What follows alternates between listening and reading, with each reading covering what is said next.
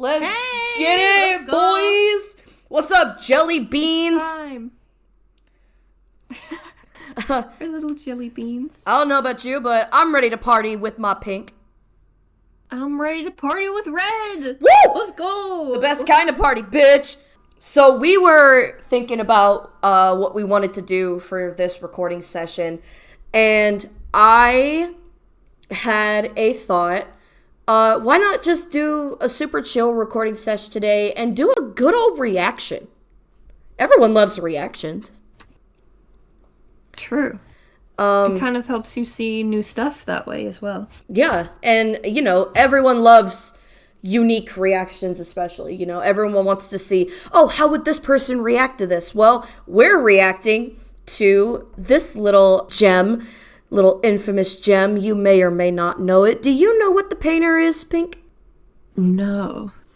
Well, what is that? Allow me to explain to your sexy ears what this is. Not too much, though. You know. Oh, no spoilers. Just enough, because I have no clue what... No spoilers. Yeah, no spoilers. So, Urban Spook is, well, the channel himself, but right now, his magnum opus is a series called The Painter. Again, you guys may have heard of it. It's kind of infamous, I'm not gonna lie. People consider this one of the bad examples of analog horror. Really? Yeah, and of course, you know what analog horror is, right? Yeah. So, you know, think like... You could give me the definition just in case, though, you know what I'm saying? So, analog horror is kind of like a subgenre of YouTube horror, or really any media, really. It's not really limited to YouTube, but basically analog horror is when you use technologies of like 70s, 80s, like VHS tapes, cassettes, handheld camcorders, like old footage and things of that nature to craft a story. And a lot of times analog horror will make it seem like it's a point of view kind of thing. So think like the back rooms, you know, where you have your person recording what's going on in the back rooms, and it's all like, you know, old style, like recording. So, you know, think like also things like Local 58. Have you ever heard of them? Just like I might have, but I can't place it. So Local Probably 58 not. Local 58 was one of the kind of like the, I don't want to call him a pioneer because I don't know if they were the first to do it. They were the most prominent. They basically kicked off the analog horror craze, Local 58. It's a channel that it's told from the point of view of like an old local news station. So they would have like their announcements and like PBS. You know what PBS is, right? Yeah. It's like that. This all sounds very found footage-y. So. Yeah. And another example of like do they analog go hand horror. in hand? Say again? They go hand in hand, sort of thing? Yes. Analog horror and found footage got married, had a baby, and this is what it came out to. So some of like the most beloved analog horror series are, again, Local 58. One of my personal favorites is the Mandela Catalog. And the Walton Files. A lot of people really like the Walton Files. And then there are those that are not so beloved, like The Painter. And the reason that is because... So there are two main reasons why a lot of people don't like The Painter. I'm not saying it's universally hated. There are a lot of people who think The Painter is one of the best in the genre. And you're going to see firsthand, so you can give your opinion on it. But the two main reasons why The Painter is so infamous is its content and the creator himself. So I'm not going to go too far into the content. I don't want to spoil anything for you. But sure. Let's just, because you asked me earlier on Discord when we were talking about it, what type of horror it is, if it's like gory or suspenseful or jump scary. And the only thing I said, I don't know if you caught my message, but the only thing I said was shock value. That is the best way to describe The Painter, because there are things in here that are shocking? Yes. And some would argue that it is only in there just to shock people. Like, that's its only purpose. It serves no other purpose. But again, I won't go too deep into that. But the other reason that this series is infamous is, again, the creator himself. Because urban spook... Controversies? Yes. And, well, controversies is a little too heavy. How do I say this? He doesn't take criticism well. He's a crybaby. Yeah, so I will give him credit though. He has since apologized for the things he said on Twitter. Is that what happened? Yes. I forget the exact creator's name who said this, but basically he was giving his feedback on why he didn't like the painter, and Urban Spook, he basically said some fuck ass shit. Like, let me see if I can. I really hope he... Oh, God. I hope he didn't delete the tweets, actually, because I want to see if I could find him. He basically said something about, like... I could be absolutely misquoting, but it was something like, fuck you, you like furry porn. If you don't get this, then you're fucking trash, or some shit like that. Like, why they bringing the furries? I don't know where that came from. He would lash out at people who would criticize the painter, whether it be completely valid criticisms or, just people bullshitting. He would lash out. And another thing he did was he was really kind of two-faced about it because, side note, I learned about the painter because I recently started watching Wendigoon.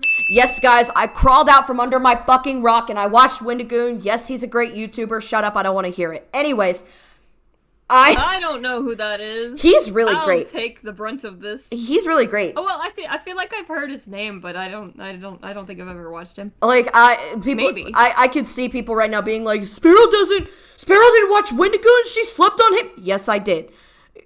And I've repented for the sins of my ways. The guy that you were watching that one time and we fell asleep. Yes, it was. Not because he sucks, but because we were EP. Yes. Yeah, I really like Wendigoon. I watched his analysis of another series called Greylock. And he did like a compare and contrast of Greylock and the painter. He has another show with Meat Canyon called Creepcast, and they covered the painter by itself. So that's how I know about it. Now, am I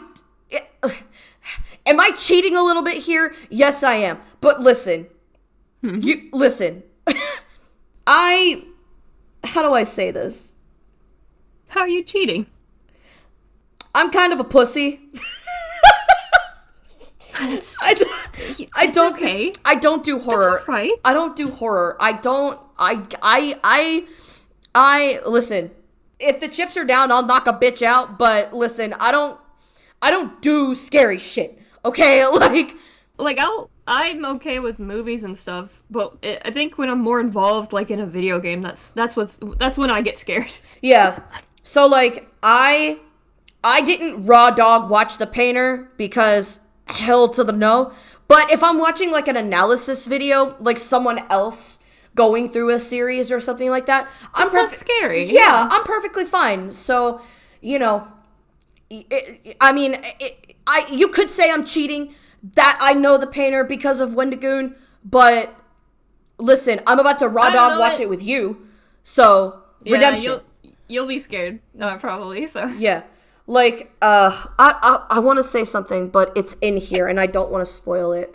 But yeah, I'm just a big old scaredy cat. I don't watch horror straight up. So if I asked you which of the three that I'd mentioned before, you wouldn't be able to pick which type of horror you prefer? The jump scare versus suspense versus gory. I love a good twist. Those are good.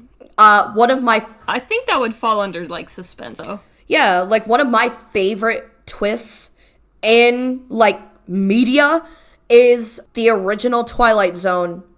Yes. Time Enough at Last. Do you remember that? Do you know that episode? Is that the one with the book, or is that the different one? That's the one where, it was the end of the world, and he had the library. Really, so, spoiler alert for a fucking 70-year-old show. You have this guy, and he's a bookworm, and he just gets shit on by everybody, his wife, his boss, for no reason. Dude's played by Burgess Meredith. I love Burgess Meredith. And he, for lunch one day, he goes down into, like, a bank vault, because he's a banker, right? That's his job. Mm-hmm. And he goes down to the bank for his lunch break one day, and he locks himself in there so he can, read a fucking book in peace. And for real, an atomic bomb went off and killed everybody. So he's like looking for food supplies, and he was literally gonna how do I put this? He was literally gonna pew his own ass, but he saw that the library and the books were still intact, and he's like, oh, fuck yeah, I got all the time I could ever want. And a book falls out of his hand, and he bends over to get it, and his Coke bottle ass glasses, I'm talking these bitches are thick glasses, falls off his face and fucking breaks. He can't see nothing no more. Can't see shit. And I, to this day, like, every single time me or, like, Lover Sparrow watch that scene, when the glasses hit the ground, we let out a very hearty, damn! For real. Like, for real. What about you? Heartbreaking stuff. What type of horror are you into? See, like, I think I get mad with a bunch of jump scares. I feel like you put 1 or 2 in, that makes sense. Give us a little jump. But, like, if that's all you got, weak. I like suspense because it builds up. Yeah. Some anticipation in there. Yeah. And I also think I can watch gore. It doesn't bother me. But it doesn't do anything either. Like, it doesn't scare me if there's gore. You know firsthand, I don't fucking do gore. I don't do gore. It doesn't affect me, so like it doesn't do anything. We and another one of our friends watched Terrifier 2. And I swear to God, I was buried in your fucking like shoulder like 70% of the movie. That was nothing. And I was like, what? Have you seen Terrifier 3? If we didn't watch it together, then no. Bitch, let me tell you what happened. Sister Sparrow was over one day spending the night, and third friend that I mentioned, they wanted to watch Terrifier 3. And I'm like, okay, you know what?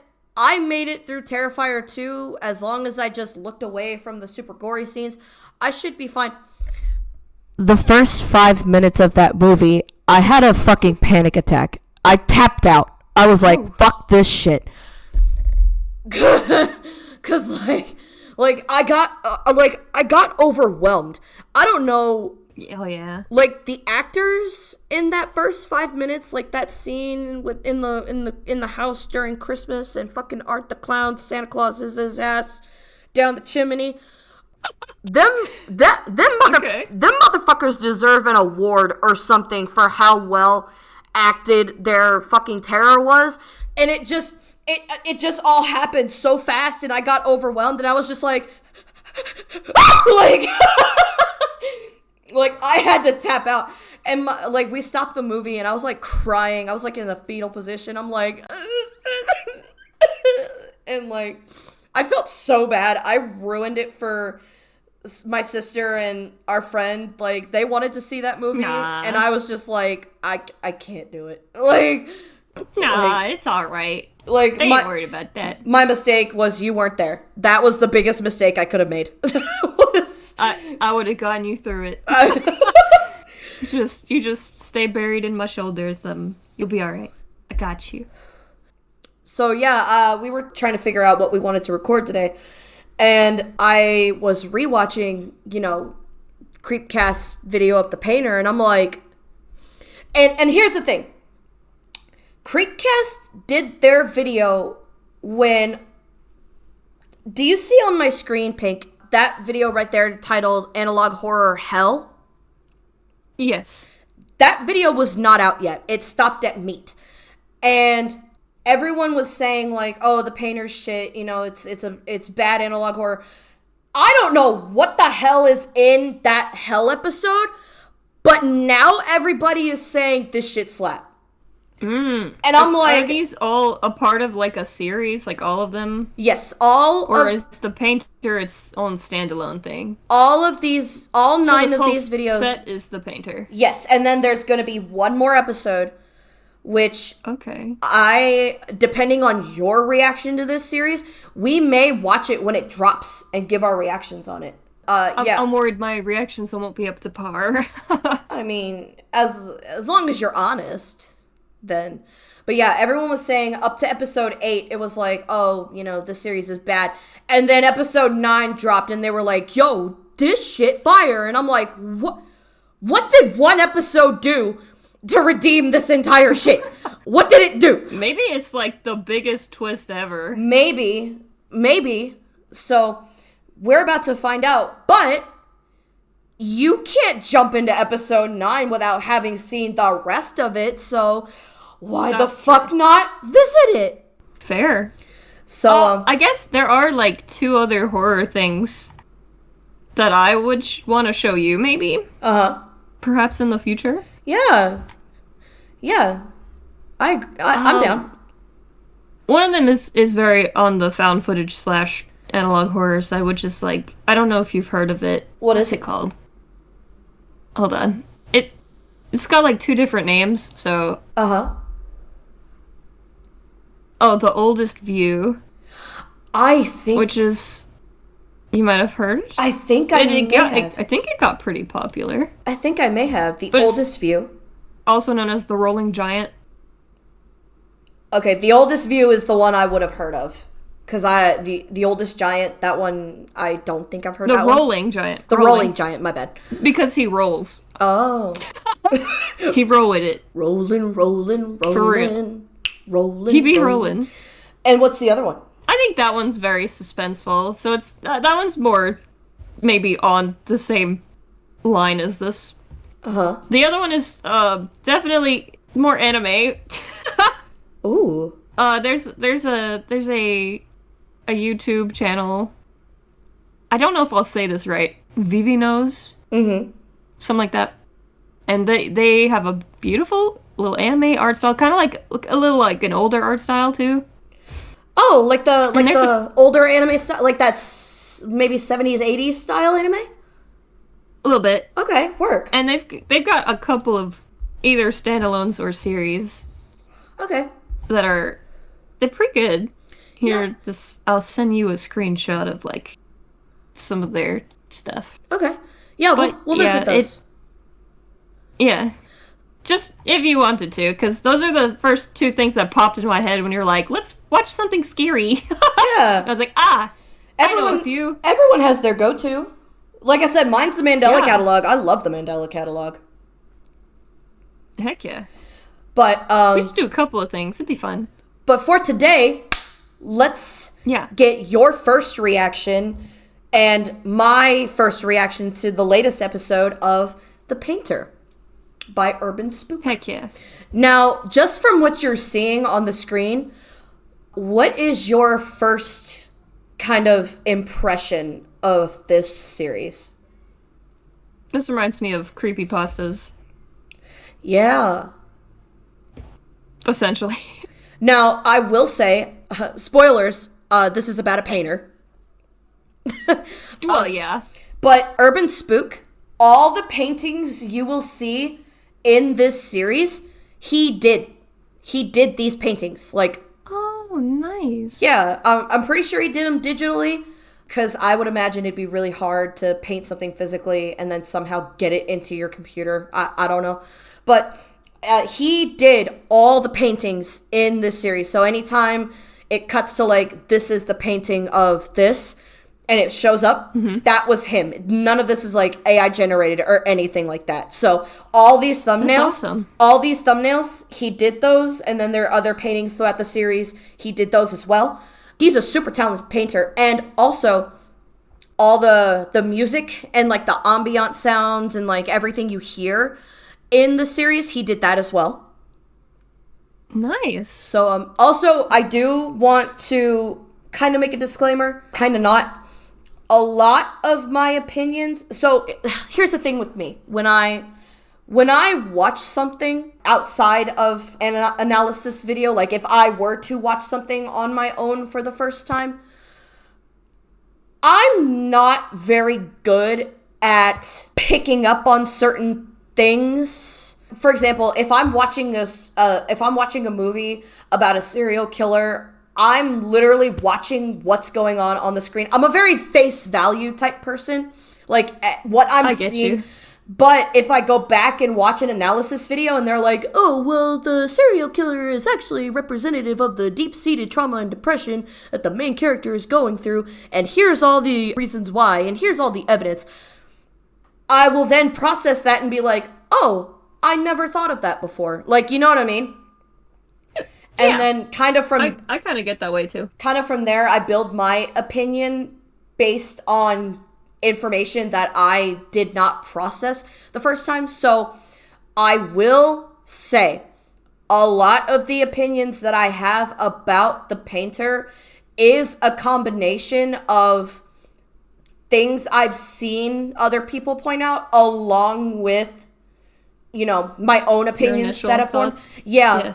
So this isn't me fucking quoting Wendigoon word for word what he said about the painter. It's more that I watched like other people's videos and also from my own kind of thoughts watching along. So it's my opinions are kind of like a soup of opinions. Yeah, okay. Meanwhile, you are literally watching this for the first time. So your opinions... I'm going in blind. You're going in blind, bitch, and that's the way to do it. So I just wanted to point that out because I don't want anyone coming after me being like, Sparrow only quoted what Wendigoon and Meat Canyon said. Okay, maybe, but they had some really good points. Maybe, but listen, they're very smart, okay? You can't... They know what they're talking about. I can't argue with some of the shit they said. Listen. So... Well, we'll have to see. Yeah. We are... I could kind of be like that too, though. Yeah. Unless I'm told to look for deeper meanings. At least the first run, I'm just there to enjoy it. No, I want to... If I watch the second time, I will pick things up better, but the first time is... I don't know about you. Let's jump in. Heck yeah. All right. So this is the very first episode that came out. It is called Analog Horror Faces. And the funny thing, too, is that the creator of this series, he is Brazilian, I believe, and he didn't realize that analog horror is a genre and not, like, a title. So, since this is the first episode, I want you to take it, but I'll go and then you and so on and so forth. Are you gonna have to pause a lot because we won't be able to read fast enough? Maybe. Oh boy. But, so, this is the first episode, and the description says, I just started converting VHS tapes to digital, and I found a bunch of tapes in the basement of my apartment complex. This was in one of them. You ready? You found a VHS tape that has writing in it? What the heck? Well, the writing's in the VHS tape, my love. You'll see. Okay, I get you. Yeah. Let's do it. The following footage may be disturbing to some audiences. Oh my god. Did he put that in? Or Yes. was that already in there? Do you want me to read this? Yes. I'm reading everything. 6 months ago. Here, let's... Go back! We might have to pause it. No, you don't just restart it all the way. Just go back a little bit. Well, these videos are so short and it jumps like a shit ton if you click like a little bit forward, so... Yeah. All right. We just pause it every time text pops up, okay? Okay. Okay. 6 months ago, police found 3 paintings stored away in an abandoned storage area, each titled after recent murders. Ooh la la. Murder. I mean, I used to watch a lot of creepypastas, so this is... First victim was Carla Gray, found with 36 stab wounds to the face and all her teeth removed. On the back of the first painting, the title Carla's Teeth was written. Okay.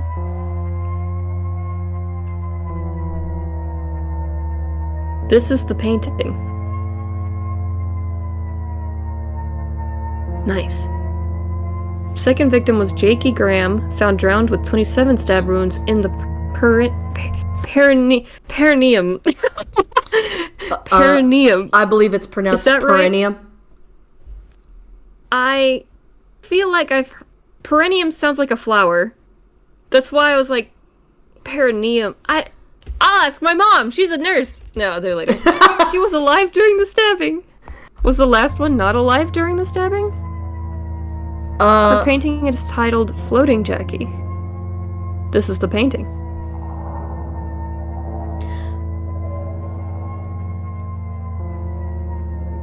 Last victim was James Miller, found with his face torn off and his wrists slit open. Autopsy showed that James was alive for several days without a face. Oh, that would suck! Very Faith. The third painting was named James' Secret Face. This is the painting. Oh, he's smiling. Mm-hmm. 2 months later, several more paintings was discovered. Sorry. However, the titles of these paintings did not seem to be connected to any known cases at the time. Does that mean they could be, though?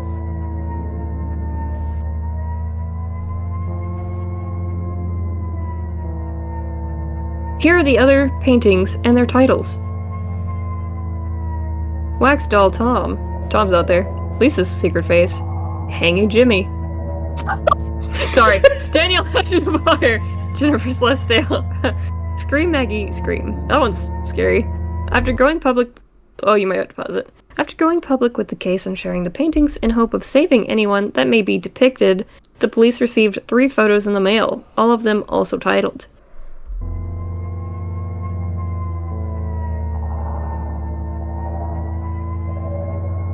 The photos appeared to depict the victims James Miller, Jackie Graham, and Jimmy.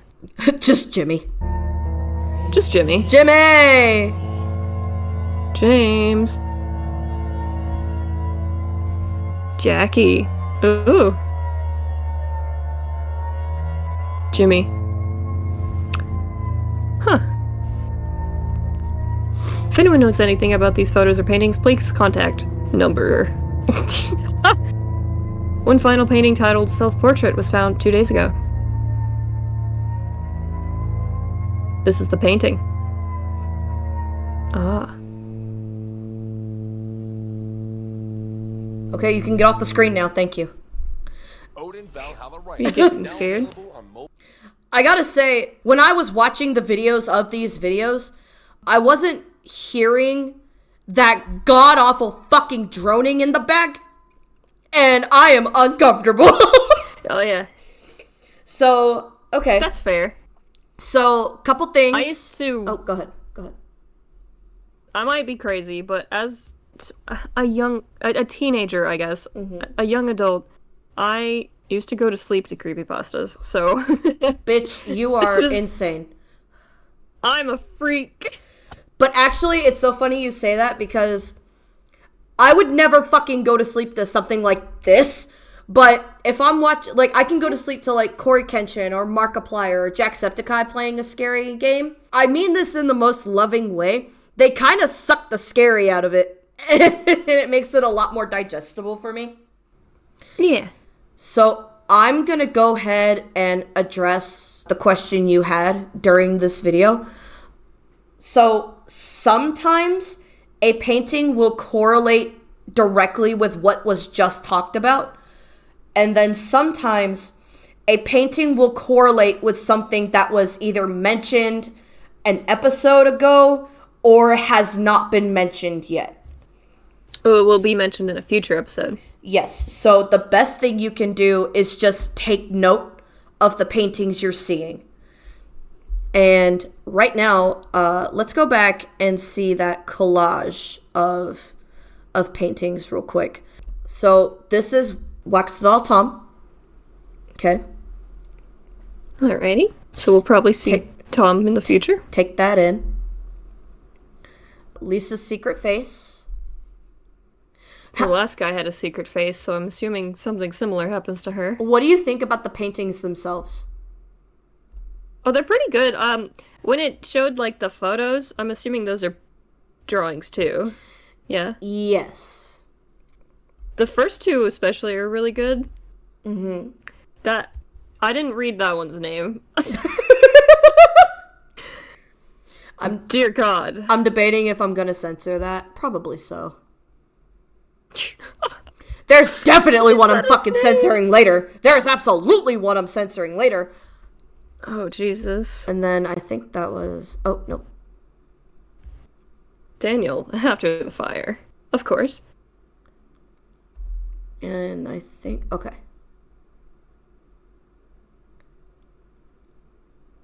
It looks a little like she's got plastic or something. Or maybe a window. Mm-hmm. Okay. Okay, so those were the paintings that the police found. And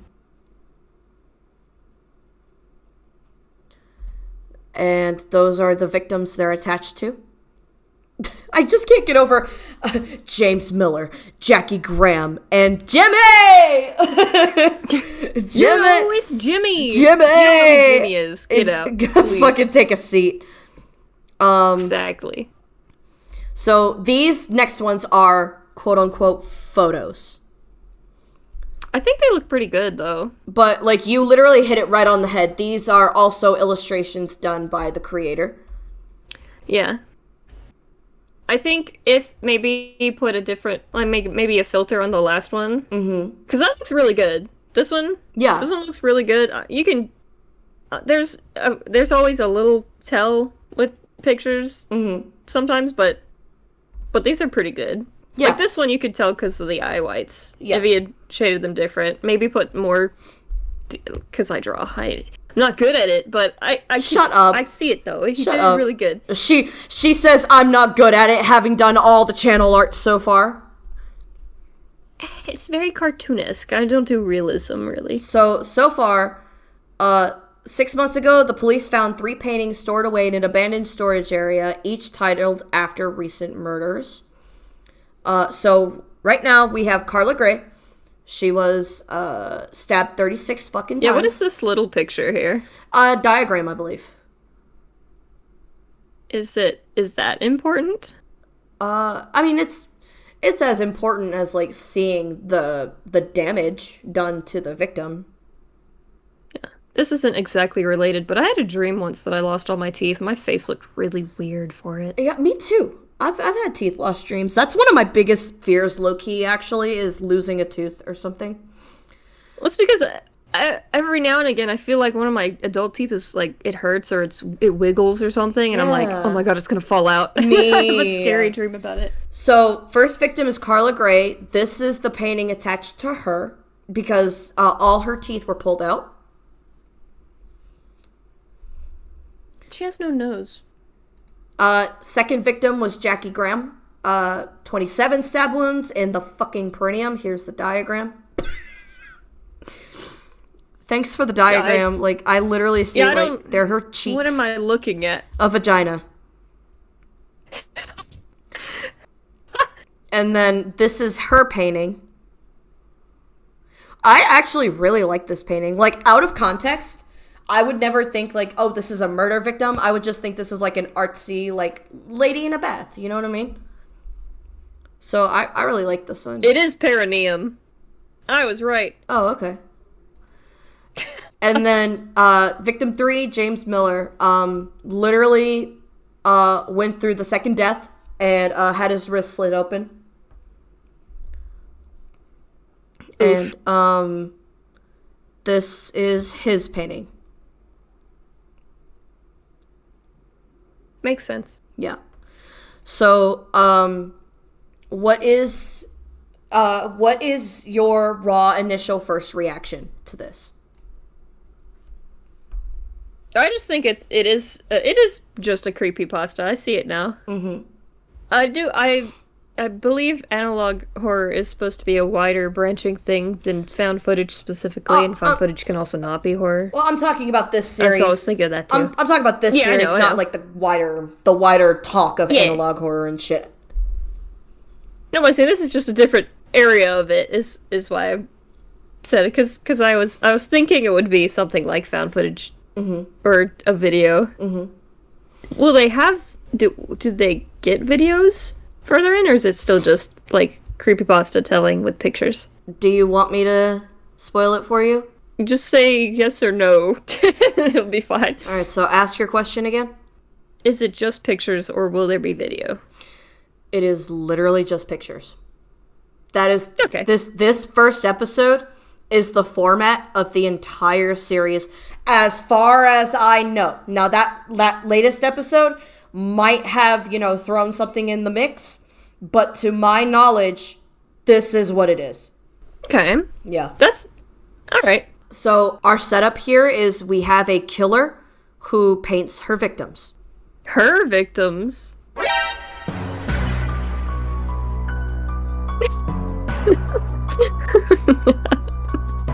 Sorry, I just had a moment. Like, you can see over here. See this little ad over here that I am going to censor? Yes. I was looking right at that when I was saying my thought. So I'm literally looking at this bitch in a bikini, and I'm saying my thought, and I guess fucking her came out. Did I say her? Yes, you gendered the killer. Oh my god, my bad. I meant to say they paint their victims. Yeah. I am so easily distracted. God damn. I'm now headcanoning it's a woman, so Your paintings. You're headcanoning? Yep. Okay. My headcanon is this is a lady who murders people. Okay. I mean, I guess the self-portrait at the end kind of looks maybe... This one right here? I guess it's a little... Could be anything, but, I can imagine as a lady. Until I'm led to believe otherwise, it's a woman. Yes, so there she is. But, allow me to try that again. We have a killer who paints their victims. What do we think about that? A good premise. Mm-hmm. I do like the art. Mm-hmm. It seems interesting so far. Mm-hmm. How do you feel about the paintings? A lot of them are really good. Mm-hmm. Very I feel like some of these very that grotesque. Which is good. If you're gonna have a serial killer that's a painter, you want the paintings to be grotesque. Maybe I guess for me, grotesque would be too strong of a word. Because I guess unsettling would be good. Yeah.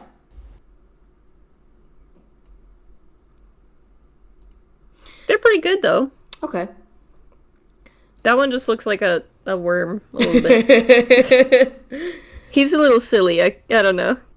So, how do you feel about... Or you know what? I'll ask you later. For now, let's go to the next episode. Okay. A few moments later. So, I'm reading this one, right? Yeah. And So did you want to read the caption first? Just so you know, I'm totally not looking behind me now constantly. Alright, so this one's... are you home alone? No, Lover Sparrow's here, and if he scares me, I'm going to punch him in the face. So, Been there. Well, sorry, please continue. So this one's called The Lighthouse. Oh, so the description is literally the same. The caption's essentially. They're Okay. just saying this is the second one. All right, so... Okay, so we don't really have to read those. And I'm going to turn this down because I don't like that shit being directly in my ears. It's unsettling. Yeah, All right, here we I go. get you. Viewer discretion is advised. The Lighthouse. 4 weeks ago, a police officer named Bill Collins went missing along with his wife and 2 daughters. Bill had previously discovered this painting in his home, clueless to how it could have ended up there. No! She came up real quick. She's like, hey, No, I hate it. you got games on your phone? There is this one part that's gonna come up in the series, and I am telling you right now, I am fucking refusing to watch it. I am refusing to. You are on your own for that part. I was gonna say, am I watching that by myself? Yes, the fuck you are. Because if I had to watch it, you're watching it. Well, yeah, but you gonna be with me, right? I mean, I'm not leaving the room, but my eyes will be anywhere but the screen. That's fair. That's fair. While searching Bill's house, the police found one of his daughters hanging by the neck from the ceiling in the attic. She was only 2 months old. Oh. The Collins family car was found 12 days later by the ocean side. In the car, the police found a painting titled Long-Necked Angel. Angel was indeed the name of the youngest daughter found in the attic. Long-Necked Angel. The search would lead to an old lighthouse standing just a few miles away from the abandoned car. The lighthouse hadn't been in use for several years.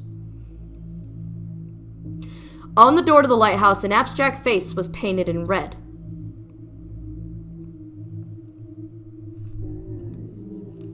This is the painting.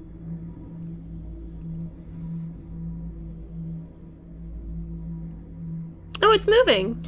Inside, the charred corpse of a missing teenager named Daniel Williams was found. Police later proceeded into the tunnels under the lighthouse.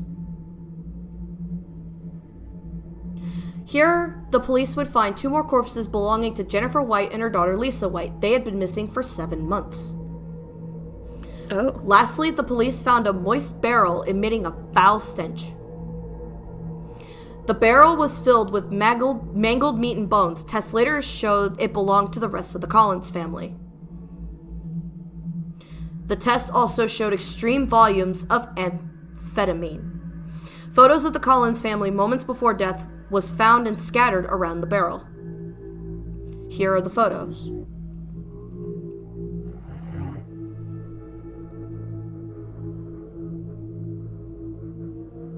That one straight up reminds me of Momo.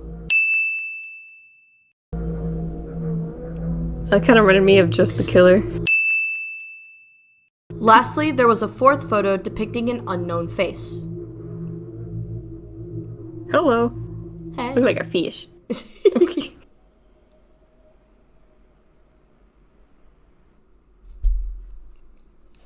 Okay. Alright, so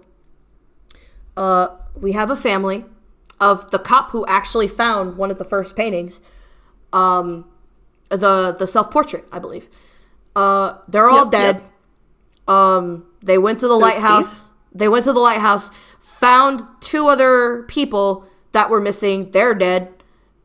Found another teenage boy. He's dead. And they... Imagine going into a building and then finding a bunch of corpses. That'd be scary. Now, I want to point out something to you. Hang on. Do you recognize that name? This name right here? Is that one of the previous names? Mm-hmm. I ain't gonna remember everybody's name. I'll be straight up with you. I probably won't. But is that the guy who was on fire? Yes, that was the... Because he's charred. That was Daniel after the fire. That was his painting. We should write these down. We should write these down so we remember them. I mean, I know it. That makes sense. I know it, so... It's just, I don't have the memory to know it. That's okay. You'll point it out to me. I'll remember it for you. How about that? So everyone's dead in here. Yep.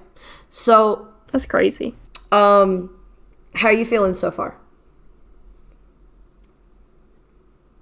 It's interesting. I wonder if they're just gonna find a bunch of corpses this whole time, or or if they're the killer's gonna like do something besides kill people. You know what I'm saying? So, how do you feel about paintings and photos being presented? I guess it depends on how detailed he goes into the photos part, because you can tell that they're drawings. I think there are filters you could throw on it to make them look aged or more photo-esque to help with that, or just go a little harder on it. But now, something I noticed is when they showed the baby with the redacted eyes, that was straight up a picture. Why didn't he just do that? Which one? Can you show that me? Show that to me again. It was her. Oh yeah. Or like even Well, I mean, if he's trying to do even better paintings, well, that's literally a picture of the baby that was murdered. Yeah, and then there's an actual picture of like that little tunnel system. Yeah. So my question is, and that's why I asked, like, if he could pull photos, why didn't he just do that? Because, like... Yeah, he could have asked, like, family or friends or something to or, like, for it. Even AI-generated photos. If he didn't want to use real people. I know a lot of people want to steer clear of AI. Especially if this dude is doing his own art. He's more likely to be against AI. But I mean, like, for the photos, not the paintings, of course. He wanted, props to him. He wanted to either flex his own art or try, at least, so... Yeah. I was thinking there's... If he puts either a little more effort or a certain type of filter to create more of a this is a photo look. Like, because the darker the photo, the more it kind of looks real. So, like, if he just tweaks some things, it would look better. Yeah. But yeah, get some references. Take a photo of a friend or something. Get you something like that to help with that. Yeah. But bless it for trying, So, how do you feel about it? Like, in the previous episode, we had 3 victims that we were just told are dead. Here, we have a family. Kind of a story. Here we have a family, 2 bitches, and 1 motherfucker that we're just told is dead. The only ones we're really kind of focusing on is the family, but other than that, they're just like, here are these people, they're dead. Well, they kind of did that with the last one. This one has more of a... This cop something happens to this guy, and we search this building, and this is where we find all the bodies. Which, yeah, it's a lot, but also at least there's more to it, I guess. Yeah. Than just, here's the painting of some bodies we found. Lol. And this is a criticism that everyone has. I'm not directly quoting anybody in particular, but one of the criticisms is that they'll just be like, they'll be focusing. So, like, for example, the Collins family is our focus here, right? Yeah. And we're looking for the Collins family. We're discovering their bodies. But then it's like, oh, here's Jimbo. He's dead. Anyways. Yeah. They're like, huh, that's weird. That guy's died. He's also in this building. Whatever. Yeah. So, like, I get that. How do you feel about that in particular is what I mean. I mean, it's kind of in the same vein of, yeah, a lot was happening, so I feel like maybe too much going on all at once, but I think they want to put in the I want to say cameo, but I don't think that's the right word. Referencing back to the first video. Hey, look, there's one of the guys that could have died because we found the painting of him. Yeah. And I see what he's trying to do. Just maybe space it out more, put more details in, something. flesh it out a little more. Yeah. Space it out a little more. Timing is very important in things like creepypastas. I agree. I'm about to slap a hoe with these ads. Golly. Just slap a picture of our characters on there. You fucking know what? That'll be the... You know what I just that'll be the realized? censor. What's that? I'll just edit out my icon. I'll just fucking... I'm switching to me. Because these ads are killing me. A few moments later. Okay, so... I'm turning this shit down. I'm kind of craving crackers right now. I don't know what that's about. Alright, you ready? Yeah! So, episode 3 is titled In the Walls. And if you need me to pause at any point so you can soak in, art or something, let me know. Yeah. Alright. Corey Beck, age 11. Margaret Beck, age 11. 10 days ago, the Beck twins went missing. Are those... 5 days later, their bodies were discovered inside an abandoned paper mill factory. However, the state of the bodies were found in a gruesome condition. Only the upper body of Margaret and the lower body of Corey could be located. The twins' bodies had been sewn together in a sloppy manner. But we know the killer is not a doctor. The rest of their bodies still not have been found. Or at least not a surgeon. Margaret's neck and jaw was broken in several places.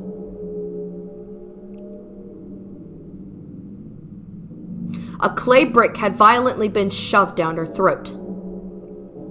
Ouch. The word meat had been written on the brick. Silly killer. That's not meat. Corey's genitalia had been removed by pulling force. Ouch. 1 week before their disappearance, Corey had been dared by 2 of his friends to spend an hour in a remote cabin near Tiger Lake.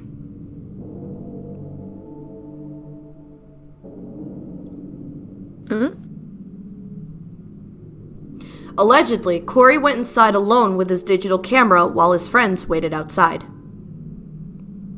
After just 4 minutes, Corey ran out screaming that he had seen a face. According to his friends, Corey's left arm was badly bruised. While investigating the cabin, police found a wardrobe connected to a crawl space inside the walls. Corey's camera was found on the floor inside this wall cavity. This is what was on the camera.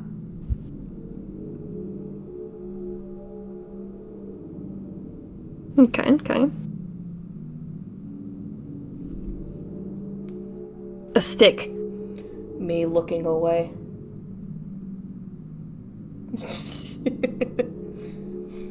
Is it just the woods, or is that a creature? Hello. Hey. She got a face. Do you want me to, tell you when it's over, or...? No, I'm looking. Oh, I thought you said you were looking away. This face is believed to be connected to the disappearance of Corey and Margaret Beck. If you recognize this person, please contact number. We ain't got time to read numbers now. Okay. So. She has some really long nostrils. You still have sticking with the headcanon? Yes. So are these are photos? Yes. It is strange that that he would use photos sometimes, but it's also not used for photos or paintings, so you kind of know at least. So there's that. So this right here is one of the major examples of the controversy that this series faced. Okay. Okay. You recognize that name right there? The first one or the second one? The kid on the left. Do you recognize his name? I think one of the paintings said a Corey, but Do you remember the title of that painting? No. It was Toy Cory. Oh. And then do you see this number right here? Yeah, that's not good. Where is it? What's that say? Yeah. That's not good. So, this particular topic has led into kind of a wider conversation about what subject matter can be touched on in horror. So, I'm going to give you my thoughts first, and that'll kind of help you figure out what it is I'm trying to ask you. Sure. So, I have two opinions. I have a general opinion, and then I have my personal opinion. My general opinion is that there is no such thing as something that can't be talked about, right? The only thing is, if you're gonna talk about it, you better make sure you damn well know what you're talking about, and B, it better have a very strong fucking point behind it, right?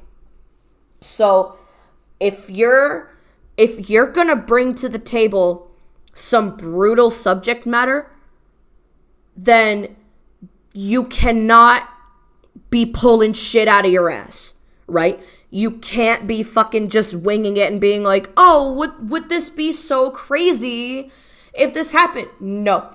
You need to have your reasonings set up. First off, you need to know why you're putting it in here. What is essential? Yeah. What is essential in this subject matter that you are bringing it to this story? Why does it matter, right? Because there's a lot of stories that'll shoehorn something horrible happening to a character that doesn't need to be there, because it's like, for me, there's ways to tell the story without romanticizing something terrible or saying that this is okay. Yeah. But I know a lot of people have a hard time telling the difference between if someone who is an artist or I guess I'll just use artist, if they are promoting it or if they're being like, no, it's in this content because it's bad. Yeah. Because I personally prefer to leave things out of it that are in that vein. Yeah. That are touchy in general, just because I don't want anyone to misconstrue that I think that stuff like that is good. Yeah. Or I would prefer to avoid it. Yeah. And I even avoid things that usually go that route in their own stories and things. Yeah. So, yeah, my general opinion is that there is no such thing that can't be talked about. My personal opinion is, like, if I'm writing a story, or if I'm even, like, consuming a story, I may not like the subject matter, but I'm not gonna automatically be like, well, this is a terrible fucking project because it has that in it. No. As long as you meet those two criteria I mentioned, then it's a me thing. You know what I mean? Yeah. Like, there are absolutely stories where brutality is unfortunately necessary. You know what I mean? Especially in things like historical, like, stories, you know, whether it be like a documentary or like a historical fiction or something like that. Well, I mean, at least in like a documentary, they're just telling you what happened. Yeah. Whereas a fiction, they'll embellish or they'll add things that even not be needed. Even in fiction, it depending on what it is you're talking about, it depends. Yep. Like, you can use, for example, we're gonna call it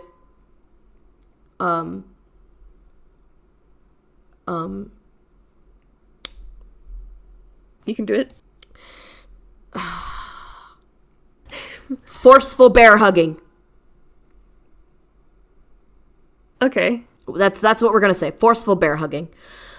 So, for example, in a story with forceful bear hugging, I could see that being used in a character's backstory and like their motivations for why they may do some of the brutal stuff they do later, like going on unaliving sprees and stuff like that, you know, because that brutal bear hugging happened to her.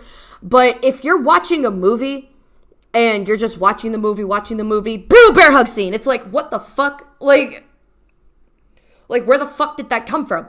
You know? Yeah. But how do you feel about it being used in this case with the painter?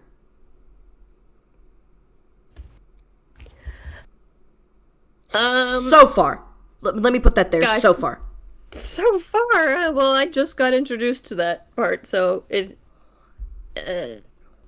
I guess it's to show how bad this murder is, but I don't know.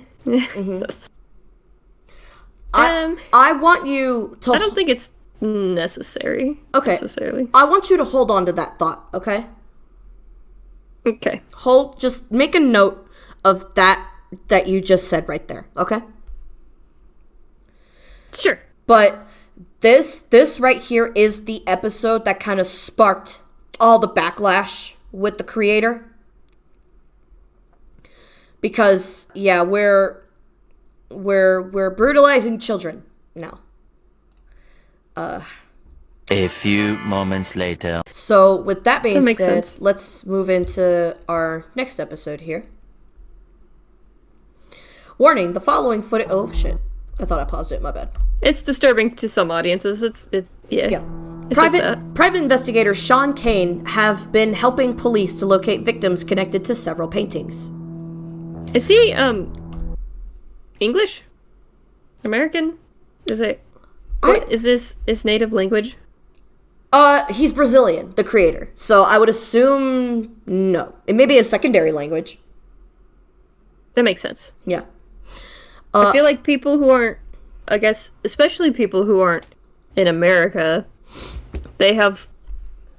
I don't know how to explain, like I know more free with things that they take in as horror and stuff. They're more willing to do things that we might have reservations for. Yeah, and vice versa. Like, I know, like, Rockstar games here in America that have been banned in other countries. And it's like, I always found that super interesting. Like, what is it they're willing to handle versus what it is we're willing to handle? It's such a weird thing. Yeah. It's interesting, you know? It is. The last body he found before he disappeared was the body of Tom Harris. Tom. Recognize that name? I feel like I do. The killer had climbed the drain pipe up to the 3rd floor and entered Tom's apartment through his bedroom window. In the living room, a pile of hardened candle wax was found. So yeah, that's a lot of wax. Take in that scene right there. And so you're telling me that this killer climbed up a pipe with that much wax and fucking melted it all? How do they know it's from a candle? It just, well, I mean, I would assume candle wax has a very specific makeup. Could just be wax in general. I don't they know specific. They burnt like 1,000 candles while they were in the house. They're like, let's just do that. He told them, hey, wait, we're gonna kill you, but we gotta melt this shit. Hang on. This is super artsy, I promise. How long did it take him to melt all that candle? How many candles did he have? Inside this pile of wax was the body of Tom Harris. The cause of death was suffocation from the wax. Duh. How'd they know to get him out of there? Tom's arms and eyelids had been cut off. But they were still in there? A third arm could be found inside the pile of wax. We still do not know who this arm belongs to. Oh, okay. How big was the arm? Is it an adult's arm? I mean, like that. I would assume an adult arm. Okay. So you're fucking telling me one of two things. Either this arm was just randomly in this douchebag's apartment for whatever reason, or the killer, along with this big-ass pile of wax, just brought an arm. He didn't have multiple candles. He had, like, one really big candle. But still... And he brought that in the house. But still, that's a fuck ton of wax to climb up a pipe. And... You're right. I don't know... Maybe he's magic. Maybe he's a magical murderer. They're like, I just create some wax real quick. Bibbidi bobbidi bam, bitch, you're dead. Tom Harris. For real.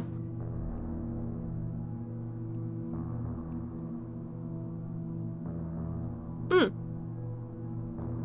1 week later, investigator Sean went missing from his home. Neighbors of Sean notified police after hearing his dog bark for over 9 hours.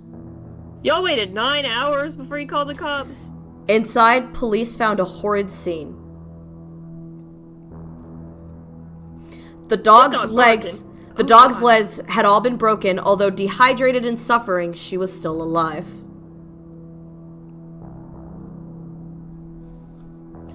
Blood trails could be found leading from the bedroom to the kitchen. Sorry, I'm still stuck on 9 hours of barking. You didn't do nothing. What? The only clue police could find was that Sean seemed to have deliberately painted the number 2 on the door frame with his own blood. Inside Sean's bedroom, police found a new titled painting clearly resembling Sean. This is the painting and its title. The Man in the Pipes. I gotta say, that does look like him. That killer got a lot of time on their hands. The perpetrator had entered Sean's house through the basement. Luckily, Sean had a surveillance camera installed just a few days earlier. Very lucky. Even though the camera had been destroyed, it still caught a photo of the perpetrator. Photo. This was the photo.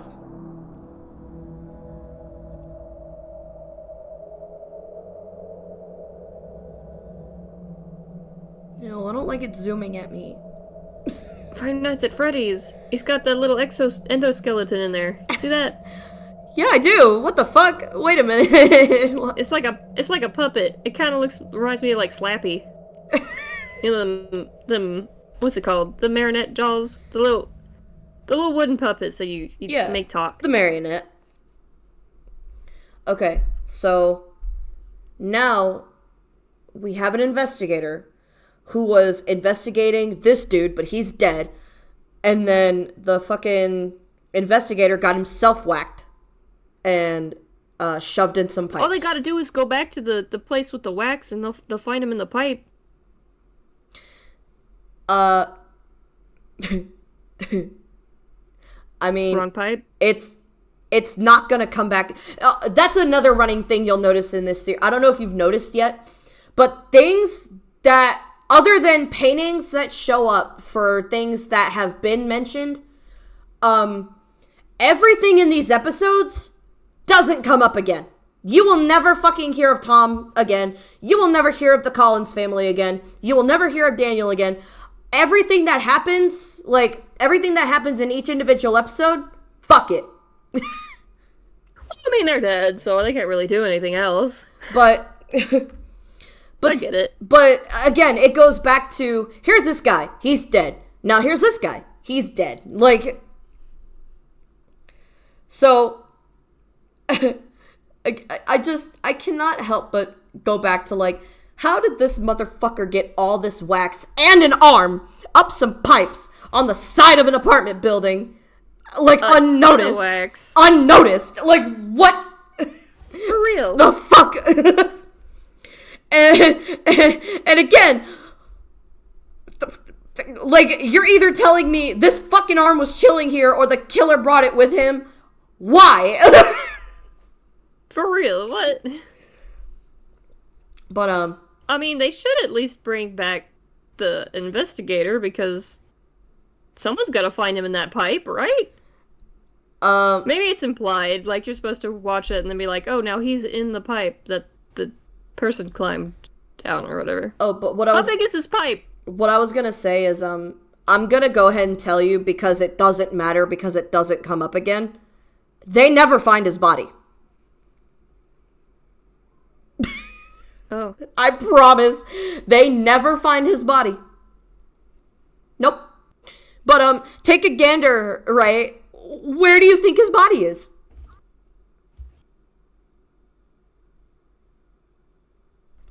Are we talking about the investigator? Yeah, where, take a guess where you think his body is. I mean, he's gotta be in the pipes, right? No shit! I mean, that's what it says. Is it the... Okay. Can you go back to the beginning? Okay, what, how far Sort back? of ish, not all the way, but like, when it mentions the pipe, the drain pipe. You passed it, a little further back. Right here? Yeah.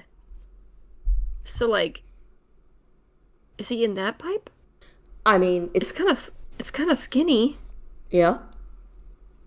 Maybe he just... That was a painting, so... Maybe he's, like, all squished up in there. What I want to turn your attention to, because this is the one single thing that is actually a key. Oh, the two? He Yeah, wrote in his blood when he was being, murdered. He wrote that on the wall. Do you want to take a crack at what you think that means?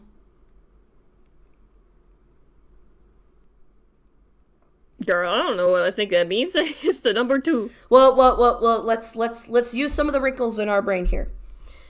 I don't have that many. If I somehow sent you a message, hey, Ray, I'm being murdered, LOL. Okay.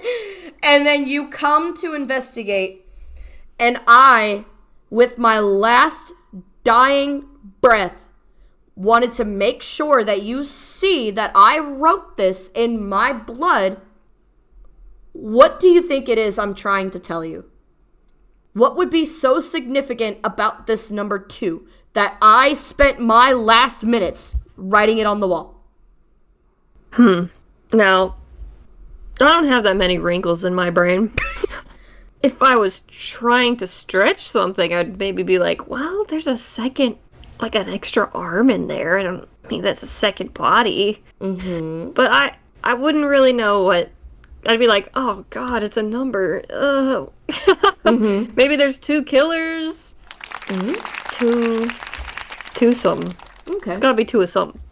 Okay. So right now you're in a kind of to be determined stage. Yeah, I try not to think too hard about it until I've gotten more information. Okay. Okay. A few moments later. I feel like your last dying moments, you wouldn't send me a number. That'd be too much.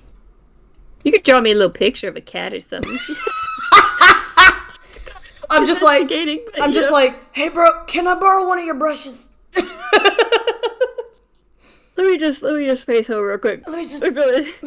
Yeah, just real quick. Do you got some like blue I can use? Dang it. And like I'm outside my body, I'm like, damn it. I didn't even get to the ears. This just looks like a weird fucking blob. That's okay. I'd be like, oh, she tried to draw a little animal.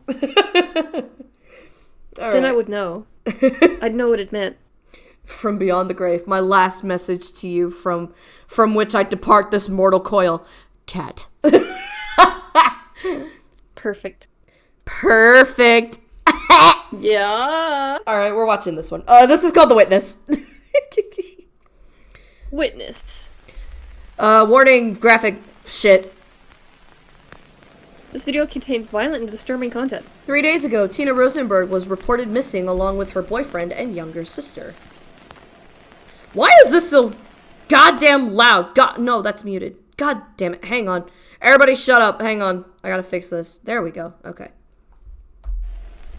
Her boyfriend, Jack Stryker, wanted to take Tina on a South Coast road trip for her 20th birthday. It's a weird way to spell that. Flora Rosenberg, the younger sister of Tina, was also invited for this road trip. Nah. Who invites the younger sister? Jack, Tina, Flora. And, like, see, this is what I'm talking about. Like, literally, he can get a hold of pictures. Why the fuck didn't he just do that? Like, anyway. I guess it's more interesting to see it painted than an actual photo. But when you're... I definitely think he should have just taken the photos himself. Not find one or AI generate, just take them yourself. Yeah. Because there's an art in photography. But, yeah, because, like, the problem introducing photos along with paintings in here is that with the painting that the killer does, you can say that, oh, that's how the killer sees this brutal scene. Like, that's how they're looking at it as an artistic thing, right? Yeah. But when you're telling me that you took a photo of what the corpse looked like, it's literally supposed to be what the corpse looks like, right? In the real world setting. So if it looks cartoony and painted, that kind of kills your suspension of disbelief. Yeah, I get that. I mean, again, it does depend on how hard he goes on those photos to make them look realistic. But yeah, you can tell that they're just more paintings. Yeah. I think if you just put some more effort into the photos, it'd be better. Yeah. Jack's car was found 2 days ago in the woods. There were signs of a struggle inside the car. That makes sense. There was also a painting. Let's go. Flower Face Flora.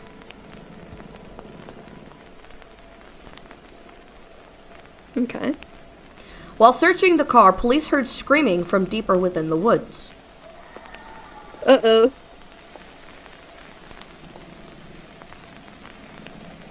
Police followed the screams until they found a grisly sight.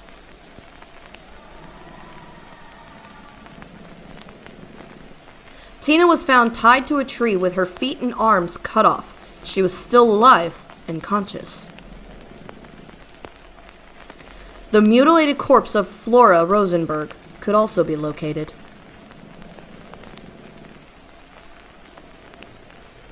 Her head had been smashed in with a hammer. Oh. Now, supposedly, this is a picture. Tina told police that the murderer was still around somewhere. However, no one could be found. After escorting Tina from the scene, police returned to the car and found another painting.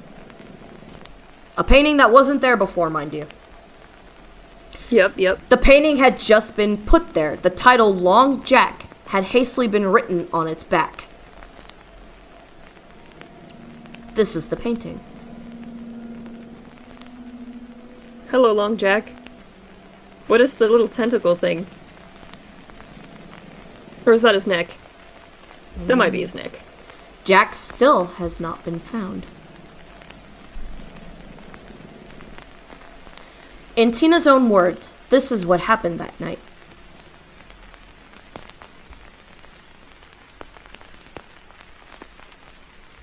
I remember waking up in the car. Jack was gone and I could hear someone approaching.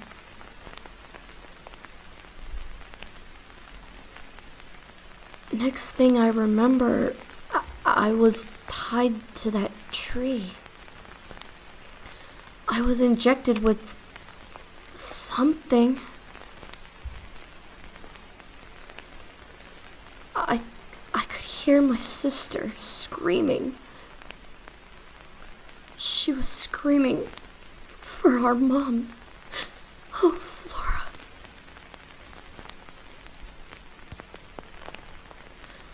I don't know. I remember whispering. And her face. Oh, God.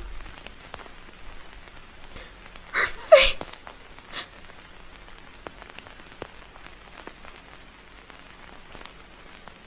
Jesus. This is a police sketch of the murderer based on Tina's description.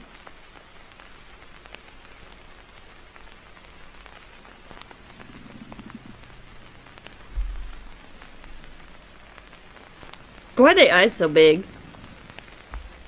She high as Oh, they got a butt chin. Sorry, is that rude? They have a butt chin. My bad. Yeah, they Cleft. high Is that what? fuck. Cleft chin. Yeah, they down something. Alright, so now we got 3 more victims. Throw them in the pile.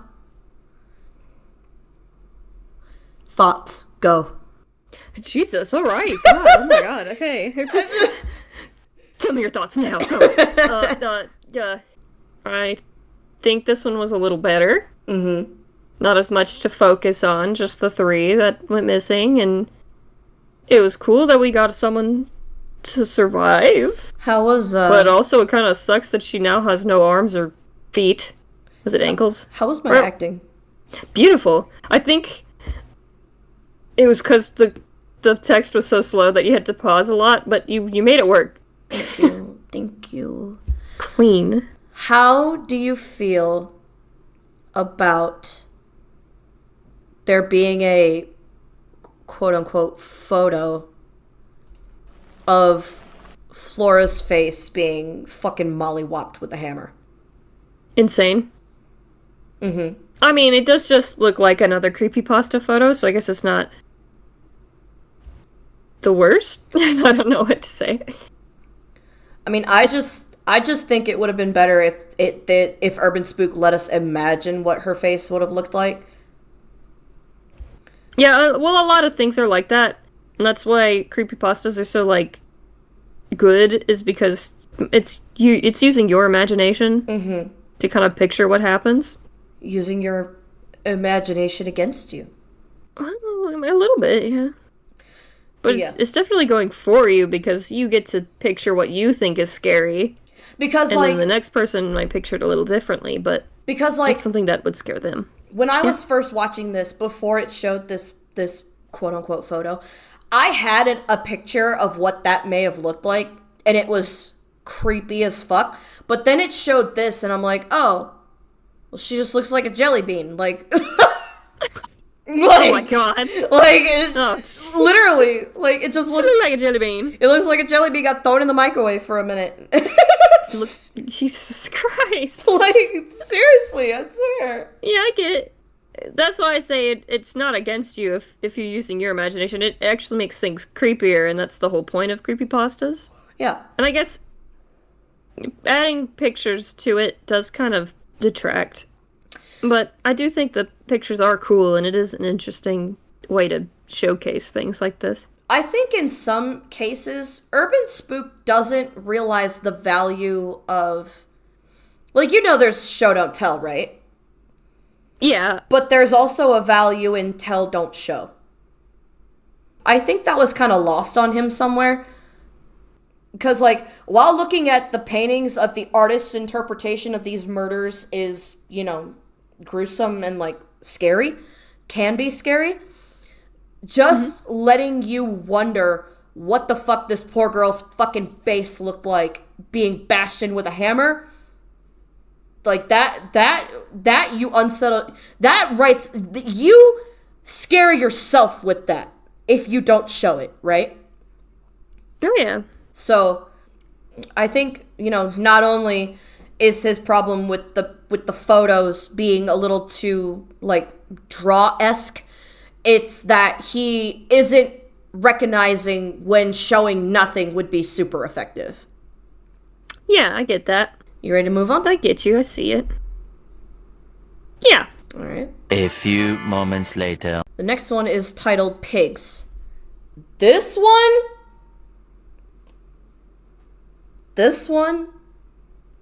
Mm-hmm. This one... This one? Mentally preparing. All right. Is this one a lot?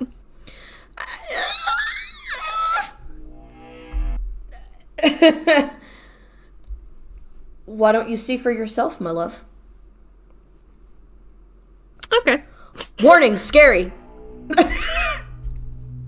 Oh god. Former police officer Ian Ford and his wife, May, was recently reported missing.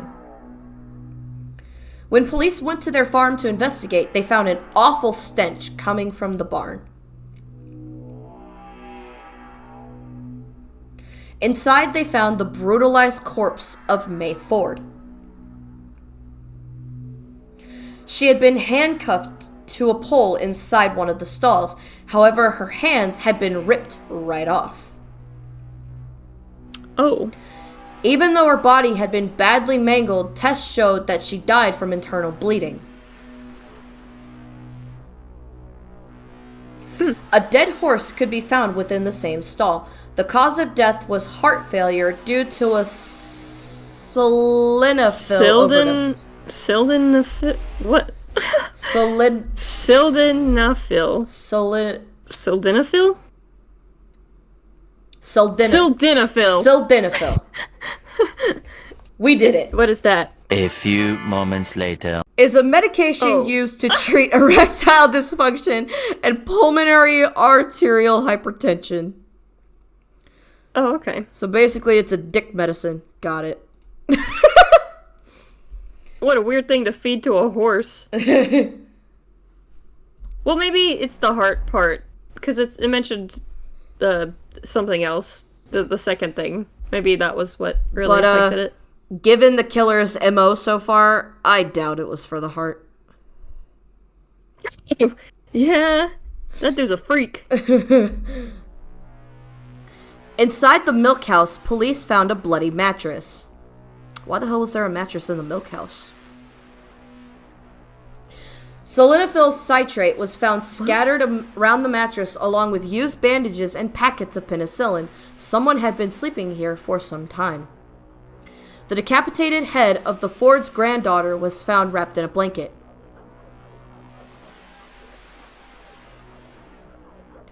The head of Fiona Ford.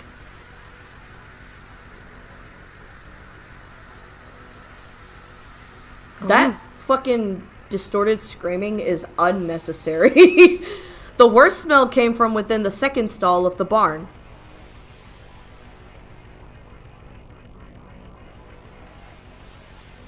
Several faces were found nailed to the walls inside the stall. Oh, just people's faces? Yep.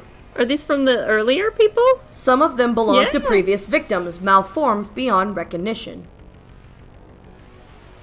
Well, it must have been somewhat recognizable if you knew it was well, I guess they tested them. There were also several decapitated pig carcasses.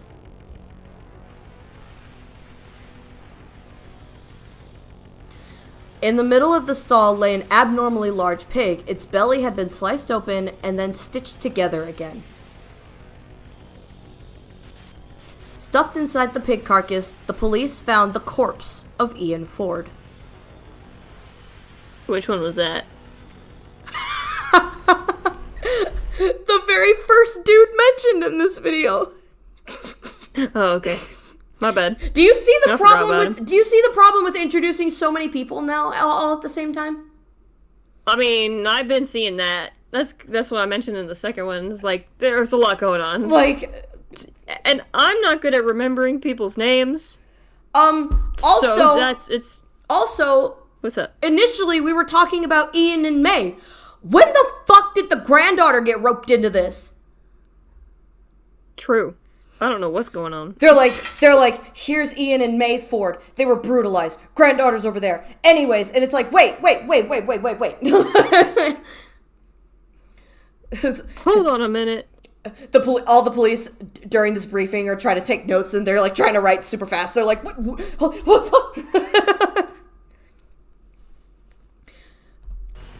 For real, like, The pig's eyes had been cut out and replaced with the eyes of Fiona Ford, the aforementioned granddaughter. oh. Inside the tack room, police found the rest of Fiona's body along with several disturbing paintings.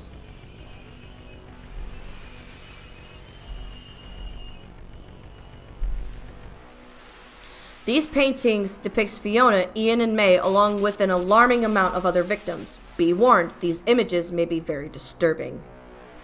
Or distressing, I'm sorry. Distressing. Yeah. Here are the paintings and their titles. Now, if I remember correctly, these are paintings that are coming. Breeding Mount May, Wet Skin George, The Jigsaw Baby, Ian the Pig, Blowhole Isabel, Hide and Zeke, Four Holes Fiona, Breathless Janice, Fleshhead Fred, Tina the Witness, Observing Paul. If you know who any of these people could be, please contact blank.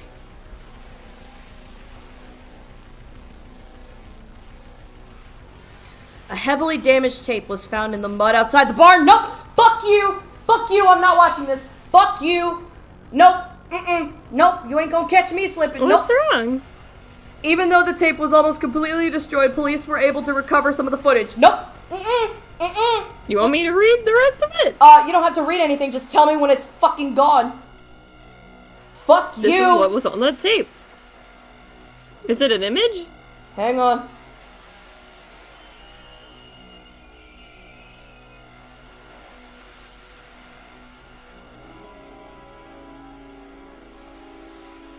Is it doing it now? It's going. It's happening. Fuck you! Oh, he's also an animatronic. His endoskeleton is going ham. He looks like a little like the head in Repo, but he also looks a little like that purple dude in is it Ao Oni? Uh-huh. I remember how that's. He looks like a couple things. I get it. I'll let you know. Just hold on, it's still going. It's doing a little flashy thing. Alright, he's all done. Okay. The worst analog horror. Sorry. Get into the recommendations. And allow me to elaborate why the fuck I pussed out. I don't care how shitty it is. Like an image, right? I don't care how fuck ass funny it looks. I fucking hate when shit slowly slides on screen. I get you. That goosebumps. Like immediate ick. Immediate go fuck yourself. Yeah, I get you. I get you. Fuck you. Like if I remember, like, I want to make sure it's not fucking playing. Hang on. Okay, nope. Okay, this is fine. I could handle that. But it's slowly sliding up into frame. Fuck you. Well, we see what horror you wouldn't like. You can miss me with that bullshit. like hell to the no. I get you. I see. Like, fuck you. And also this fucking, is it just me? Or is the background, ambiance music shit getting more intense as we go? I feel like they did a little better because they added the sound of pigs during the pig picture and the scream. I didn't notice. Yeah. I think they're getting better with sound. The or they're scream at least I did. experimenting with it. The scream I noticed. Yeah. I was like, that's it was so after that. Unnecessary. So with this video, Urban Spook faced more backlash because this is the thumbnail now, right? When he originally put the video up, dude's dick and balls were just hanging out. Oh, really? Yeah. So YouTube struck him, and then he took it down and was like, just kidding, guys, teehee. That's hilarious, actually. That's really funny. But yeah, they were just swinging, and YouTube was like, hey, man, I'm gonna need you to dial it back. None of that. That's crazy. Oh, man. That's crazy.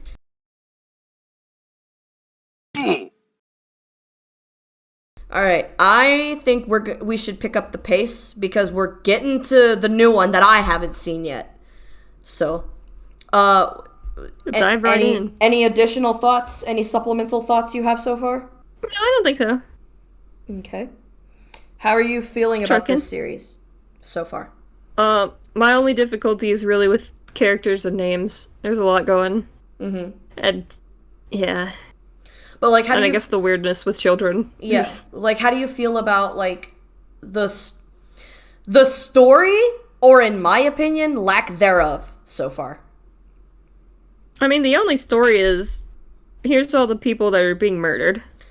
Because we are Which now... is fine. We are now 1, 2, 3, 4, 5, 6 episodes into this, and we still don't know shit about our killer. Yeah. Don't know a goddamn thing. Like, what motivates them, why they're doing this, True. who they are. Why they're such a pervert. Yeah. And another thing that was pointed out is that, and this is a thought that I want you to, let me know.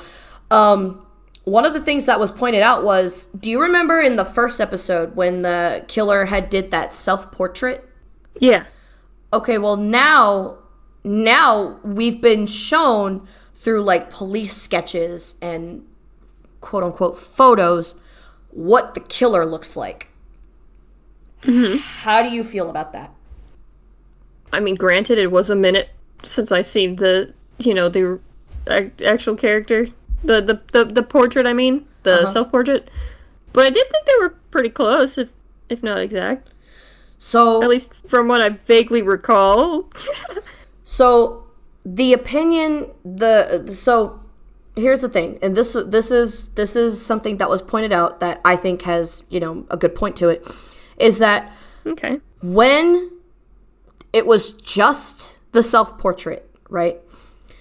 You had no idea if that's what they really look like, or if that was just True. a fantasized version of the killer, which made it mysterious, right? Yeah, more creepy. But when you showed what the killer looked like, that kind of sucked out all the mystique. Yeah. But I mean, I think that's like the third time we'd seen them, though. Mm-hmm. Because there was another one in between those, the self-portrait and then the That's pigs what one were. that's what I'm saying. Is like once you showed what the killer looks like, it sucked out all the mystery from it. It's like, oh, well, that's just now what they look like. We have nothing to look forward to. Sure. So I guess more people would have the opinion of the very last episode should be when you see what they look like. Yes. But how do you feel makes about sense. it, though? I mean, I understand that because I remember talking probably to you before even about how it's your imagination is what can kind of help carry horror. Mm-hmm. And if you don't see a monster that's scarier, that's why like things like I guess The Mist and movies like that, you didn't see what was in there, so you could imagine something scary to you specifically. Mm-hmm.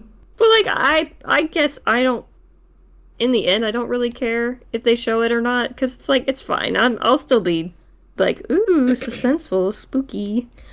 I feel like if you're gonna show what the killer looks like, you need to do it at the very end. Yeah. And you need to save that. Because, like, if you're gonna show all the supplemental stuff in between, then, a distorted photo would have been great, like, except, it was animatronic as fuck. But, if that was, like, a real photo, but it was distorted as fuck, that's cool. And then the police sketch, maybe the victim could have been like, man, I didn't really see their face. I don't really know what they look like. I didn't really see anything. Yeah. So maybe they could have said something like, oh, well, this is, a police sketch based on, the victim's recounting. However, it's unreliable. Like, you know what I mean? And then at the very end, in the last episode or something,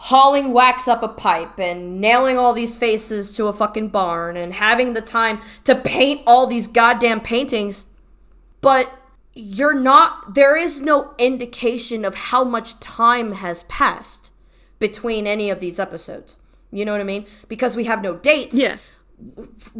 Because we have no dates, for all we know, days or years could have passed between these episodes. So what sucks me out... True. Like, what sucks me out of it is I keep asking myself, how is the killer finding all this time to do all these things? Because, just follow me on this. The painter has to go get the art supplies for their victims. They have to find the victims. They have to set up the brutal scene they want to find these people in. So, like, they have to cut open the pig. They have to take all the pig shit out. They have to kill the victim, stuff the victim in here. Like, how the fuck is the fucking killer doing all of this, like, in any given amount of time?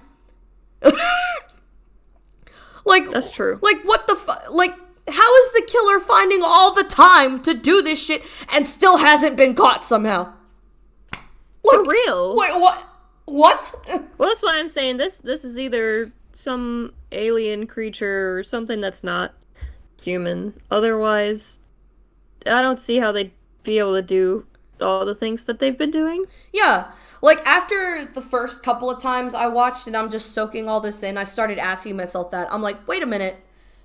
I mean, I've personally never carved a face off a person, but I would imagine it takes some time. Let alone, like 5, 6, 7 at a time, and then you gotta nail the shit to the fucking wall, and then you gotta go paint your fucking painting. True. How much fucking time does this killer have to do all this bullshit? Like, I mean, he could always paint, like, later and then come back or something. I don't know when, you also don't know how much time between them being killed and them being found is, except for the one where they literally heard the girl scream. Well, actually, a lot of these episodes, they're saying, like, 5 days ago, 10 days ago. So, that's true, my bad. So the murders, they're indicating how much time has passed between the murder itself, but they're not indicating how much time has passed between each murder. You know what I mean? That's true. Yeah. So I'm just sitting here wondering the whole time, like, how the fuck did the killer do that? Like, what? My bad, I miss some things sometimes.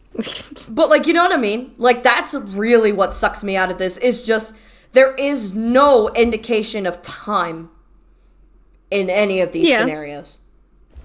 It would certainly help. Over the past few days, numbers of gruesome murder reports. One of the victims was the elementary school teacher, Isabel Jackson. I'm sorry, Miss Jackson. Woo. Isabel called 911 in the midst of her attack. However, the address she provided led the police to a completely different crime scene. What? The address belonged to a family of 3, Janice, Paul, and their son, Zeke. Zeke had a painting a few episodes ago, remember? Also, Janice and Paul did too. They were expecting a daughter in just a few months.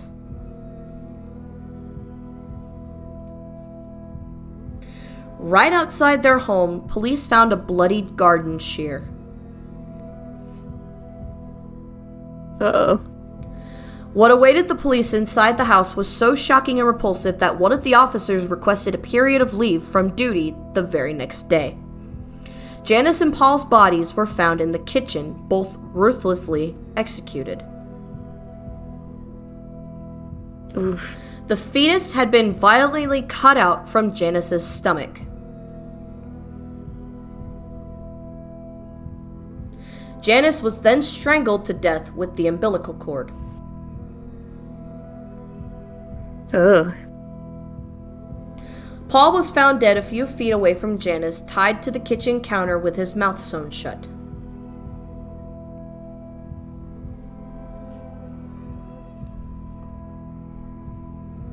The fetus was found in pieces scattered all around the house.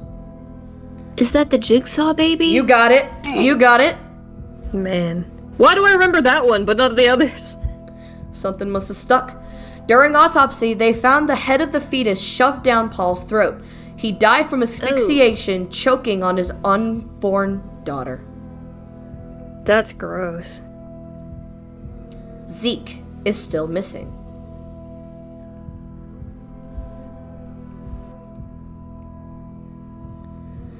Inside the house, there was also a painting. Its title had been painted over except for the word pipes. This is the painting. Everybody's in the pipes, man. I know.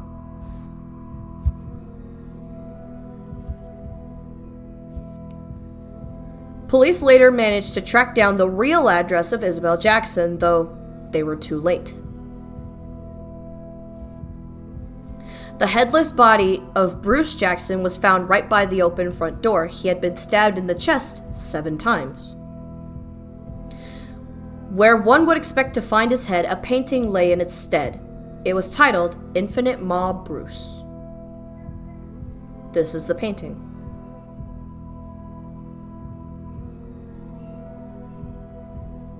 He hungry. Isabel was found murdered inside the bathroom. The lock to the door had been completely destroyed by a hammer drill. Oh. Isabel suffered from multiple skull fractures, and a hole was drilled directly through her frontal lobe. She's the unicorn. Blowhole Isabel? A rolled up note had been put inside of the hole. Sorry, I was thinking of narwhals. I don't know. The ocean. The note read. Okay. I live where I can't breathe, that's much easier. and I eat without teeth. What am I?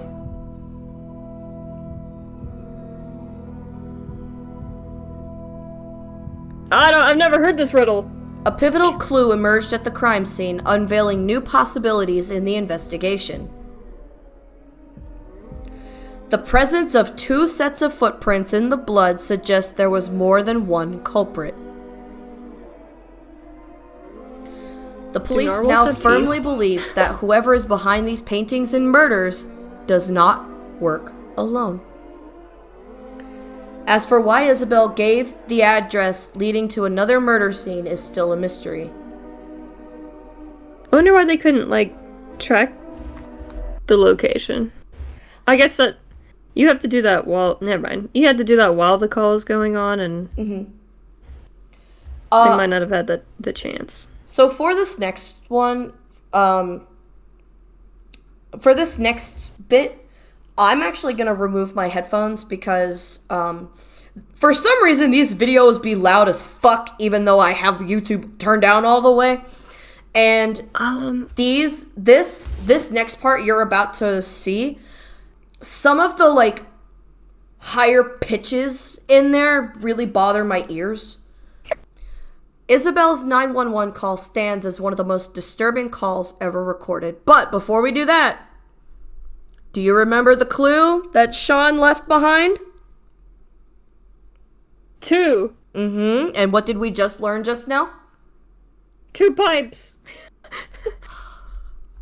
I love you. I don't remember. What does that say? Oh, 2 sets of footprints. My bad. Hang on. I feel like I did say that. Hang on to your ass. Hang on. Okay, I'm grabbing it. What does that say? Does not work alone. 2. There's 2 of them. Good job, Pink! Yay! I managed to write. Now you sound patronizing. I did say that as one of the 3 things that You did, and I was so proud of you, but I couldn't say anything. But I was like, God damn, she's so smart. But that makes sense. So then do you think one of them's killing and the other one's painting? Maybe. I would imagine so. Like they both work together to do the murder, but only one of them's actually the painter. We have so many theories. Now remember, this shit caused a dude to dip. Like he said, I'm clocking all my PTO. Bye, bitches. Warning, what you're about to hear may be very distressing.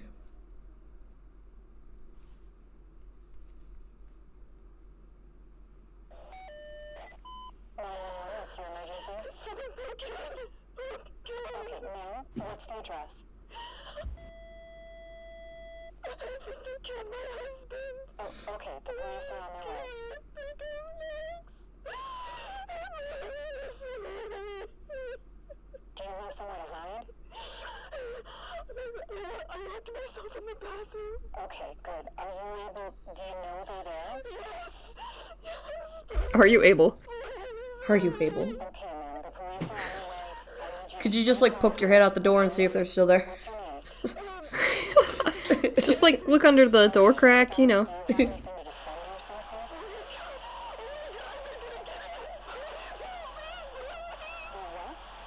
yourself with? They what? What'd you say? Bitch, stop screaming. trying I to get can't her, what do you understand you. Ma'am, calm down. Sorry. Stay calm.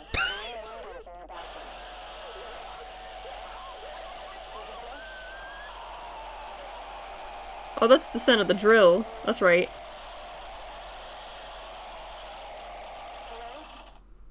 Isabel?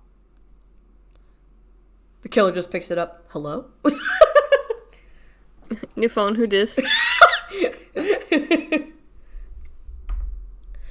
Now, a general consensus is this is one of the better episodes because of that phone call.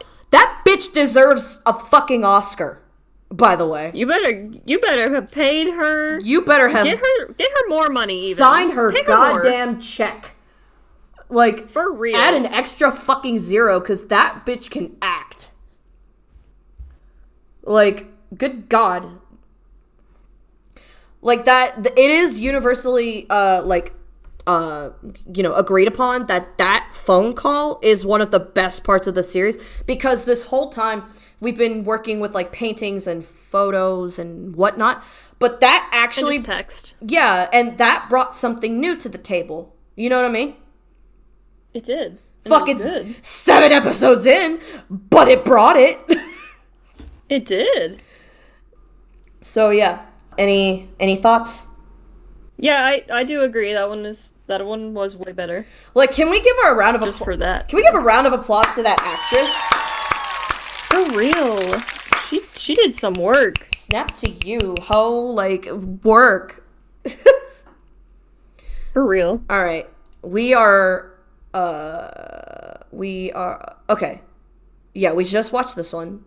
All right, so this is the last episode that I know of. And then the next one is literally new territory. We would both be giving our first reactions. So let's go into this one. I'm ready. Let's try this again. There we go. Oh my God. But Jesus. Oh, we got a content warning. Let's go. Hang on. Okay. We'll have to give it a second. Yeah, it's thinking. The following content may contain graphic or violent imagery. No shit. You know what? This must have got age restricted, which is shocking considering we haven't gotten this warning in any of the other videos. Now that I think about it, wait a minute. Why hasn't this come up in any of the other videos? Wait a minute. Hang on. Is this one just extra in comparison, or? I don't remember right off the bat. But like, you're telling me YouTube let fly a fucking 11-year-old being called a fuck toy. Okay, oh, you know what?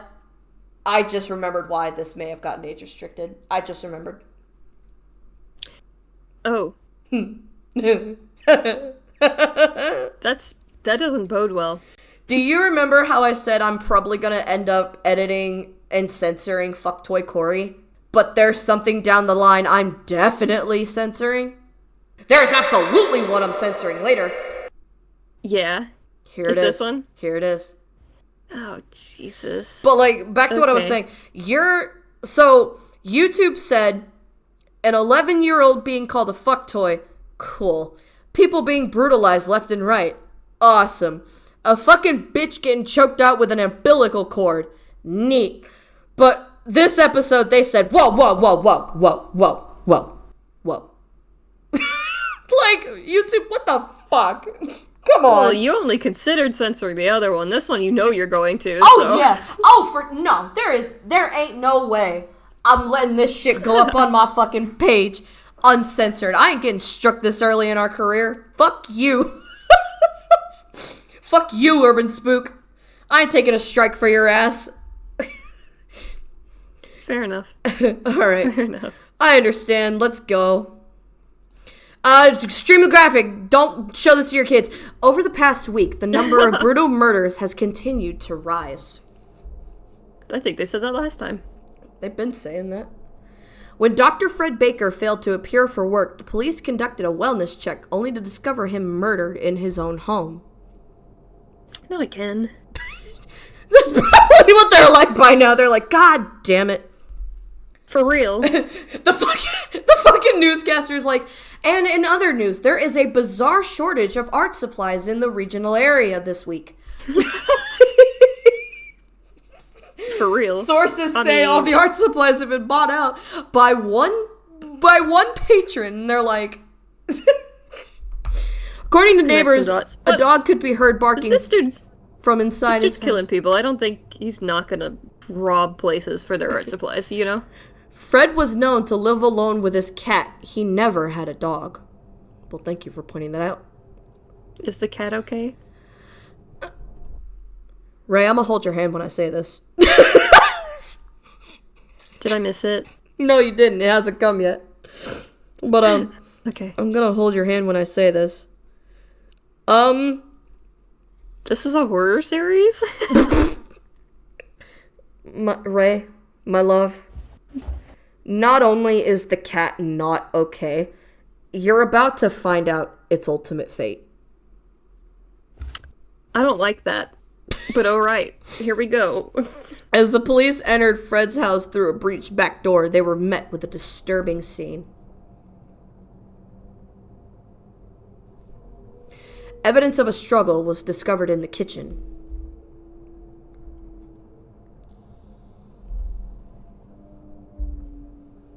Here the police would also find a copious amount of sildenafil.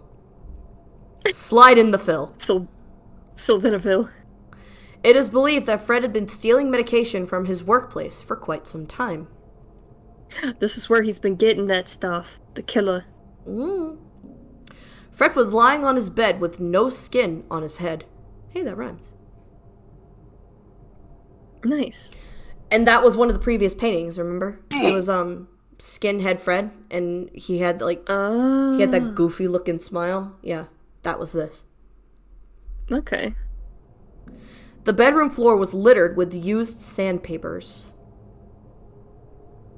Weird.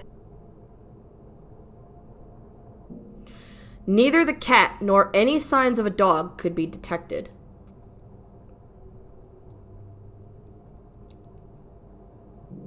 However, a gruesome painting was found hidden under the bed. Oh, God. Warning, the graphic painting seems to depict Fred's cat, and this is the painting and its foreboding title. Oh no. That is not coming out of my mouth. That's gross. 2 days later, the body of George White was found in his family house.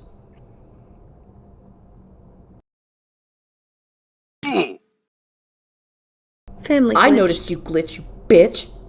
Again, the neighbors reported hearing barking on the night of the attack. The extent of damage to the body made postmortem identification nearly impossible.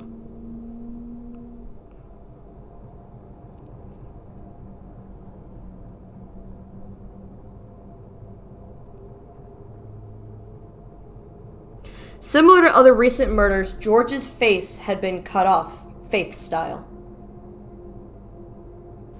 Sorry, I'll quit referencing that. I just like that game.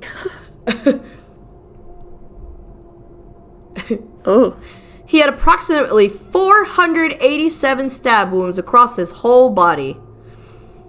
You can see where the focus was. Yeah, some targeted zones.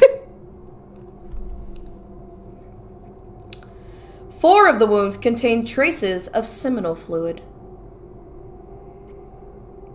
So they are a pervert.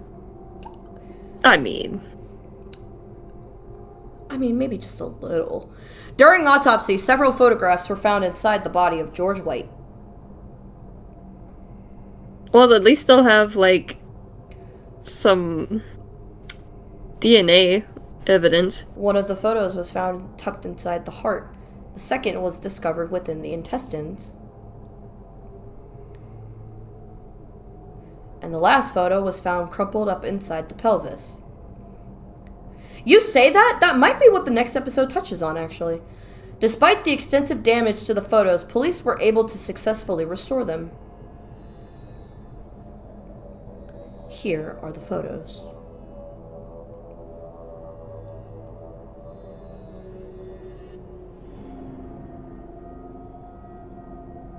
She got no teeth. She must have been one of the previous victims. That person. Yeah, the no teeth girl. That plastic surgery got botched, bitch. For real. And that's the no eyes girl. Oh, yeah, it is. If you know any of these people, please contact number. Has anyone dialed that number? I don't know.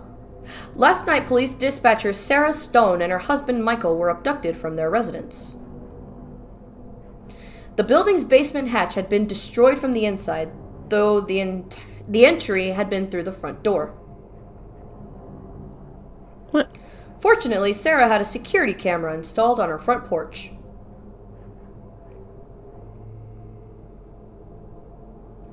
The camera footage captures the murderers entering the house of Sarah and Michael Stone, ultimately providing the most damning evidence yet. What you're about to witness is a glimpse of the most violent killers in American history. We're in America. Fuck yeah. This is what was on the security camera.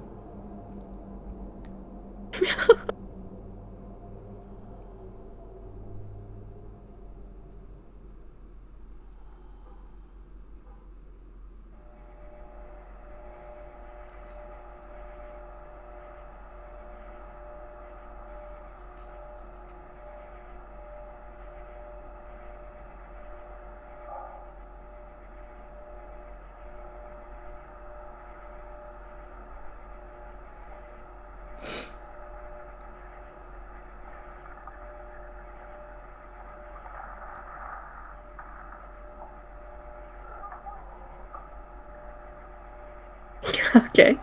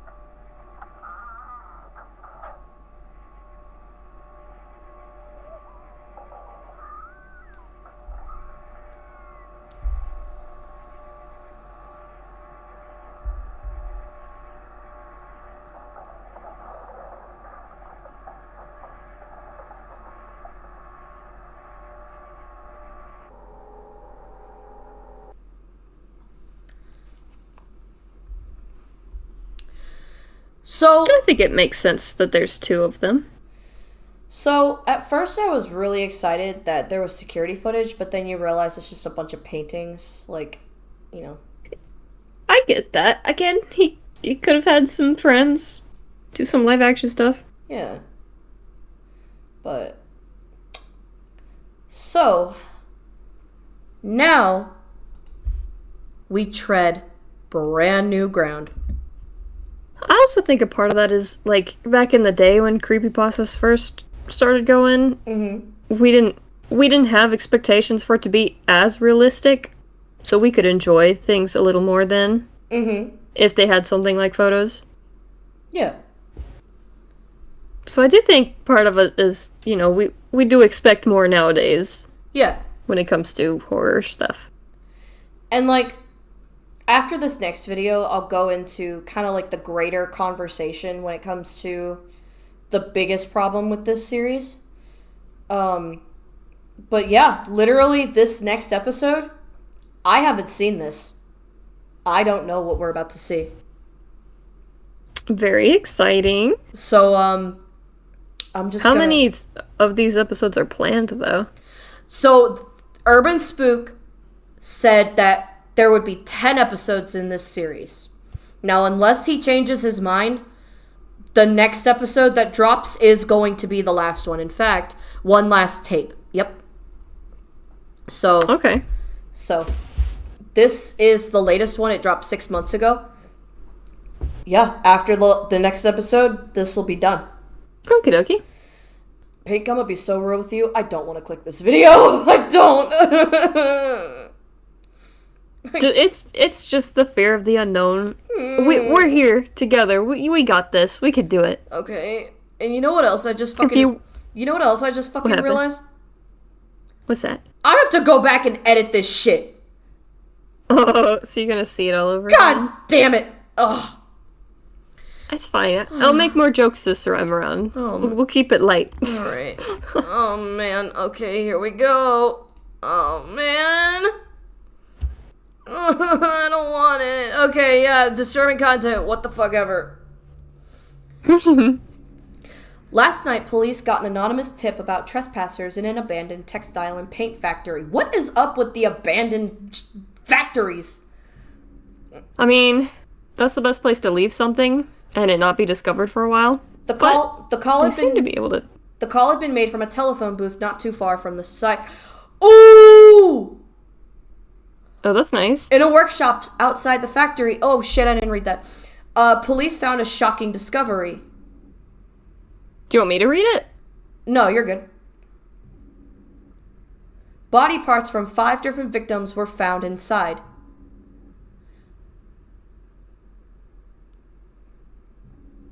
This is cool. Yeah. Why haven't we been getting this the whole fucking time? Some remains had been sewn together into something resembling clothing. Okay. And it's a good way to, like, you just blur and put a bunch of stuff together that might not even be anything, and it'll look good, so. A set of stairs led down into what would be dubbed the cage room. It was Answering evident is smart. It was evident that the room had been lived in for a long time. The missing remains of known victims as well as an unidentifiable body were found there.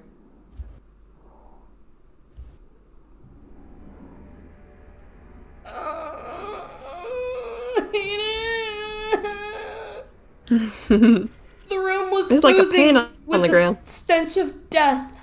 I bet you it fucking was, bitch.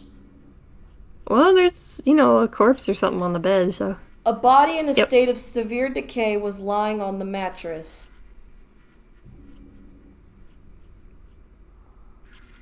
Interesting. So we got a lot of mannequins in there, too. On a table in the room was a camera along with 3 photos. I'm like leaning back. Oh! Here are the photos. Okay. Are they actual photos, maybe? Since we got footage? Oh my god. Ew. Oh my god. That's really gross. Is that a pan, or is it a... Oh, it's a dog bowl. A bowl Oh. outside the cage was filled with human urine. Uh-huh. Inside the cage, the missing remains of Corey and Margaret were found sewn together. Oh. Okay. Okay. That's... Well, we know where the rest of them are. Beside the mattress What stood we a got bucket here? containing several male genitalia. That's gross. Yeah. Were any of the other corpses missing those? It's just the one, right? But I don't... I guess they wouldn't mention. Inside the factory itself, more gruesome discoveries would be made. Oh, man. I would think there would be a lot more stuff in here because it's a big old factory, And to answer your question, sorry, I had to read. To answer your question, I mean, a lot of the corpses were alluded to have been, like, brutalized like that. Like that one dude who was stabbed so many times. I imagine his dick fell off at some point. Yeah, probably. Collecting dicks like Pokemon. God damn. Oh, no! In what had once been the locker room, 2 bodies were found hanging from the same rope. Is this one of the is this one of the paintings? Yeah, they had from a previous episode? One of them like could the be very first one, right? One of them could be identified as Jim Lee. The other body was unidentifiable. Deeper inside the factory, police found what would be dubbed the paint room. Is this their, like, base of operations? I would think so, especially with that picture of him licking the corpse on the bed. Ooh. Here several paintings were found.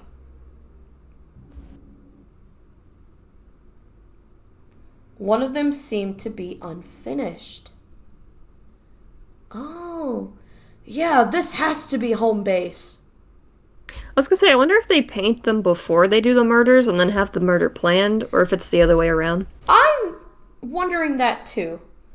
Because, like, I mean, I know there are, like, speed painters, but given the amount of detail that Urban Spook puts into these paintings, I doubt that would have been done in such a short amount of time.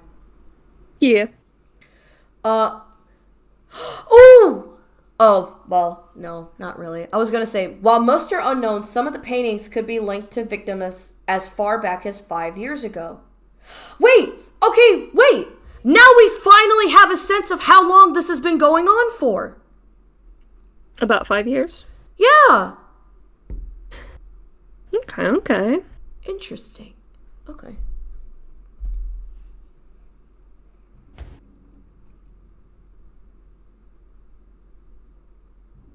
Here are the paintings.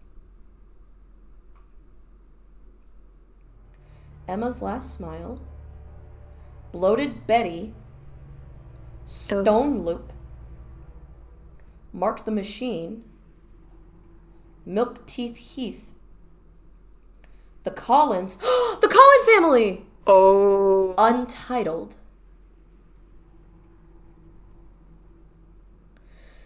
In the ceiling of the next room, the missing Jones family were found. Who the fuck are they? Sorry. My bad. Sorry. Well, I don't remember nobody's name, so I don't know. We'll find out. Oh my god. Okay. I couldn't even tell you if they'd mentioned them before or not. A chain had been dragged through their bodies. Ooh. Oh. Ooh. But, like, on the other hand, how? Like, how do you get the... Whatever. They were all in different states of decomposition. I was gonna say, it's like human centipede-esque. In the basement of the building, more bodies were found. That just means they killed them at different times. Yeah. Does that mean they, like, kept them around for a bit? I mean, they had a cage and stuff. I'm they're cannibals, sorry? too. 4 victims had been partially eaten. Not unless they held them all down there and they had to eat each other, but... Okay, so, just to kind of recap here. Murderers, forceful bear huggers, pedophiles. Yep. Cannibals. Bestiality. There's nothing that they won't check on that list. I mean, hell, one more and we got a bingo.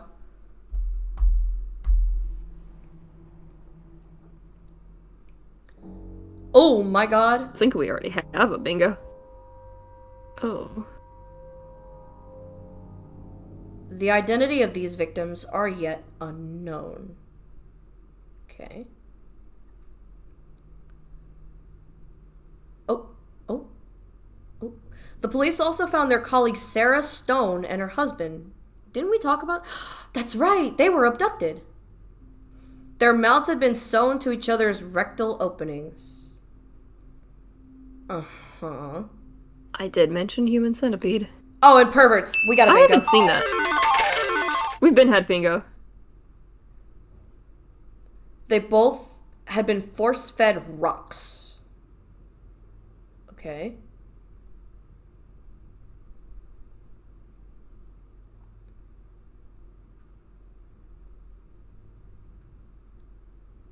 Oh. Going even further down, the police entered the sewer system. Why the hell is a sewer system attached to a paper factory? Was that the kind of factory it was? I just remember I think factory. so. My bad.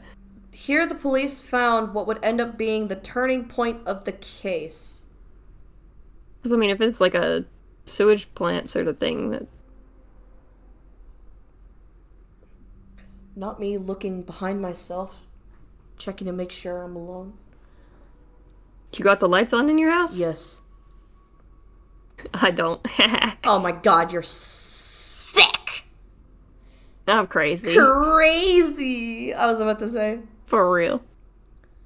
You never come back. Hell. It's the loudest here. Once you've been to hell, you never come back. The phrase, once you've been to hell and you never come back, is something Tina Rosenberg said in an interview not long After surviving her attack. after surviving her attack.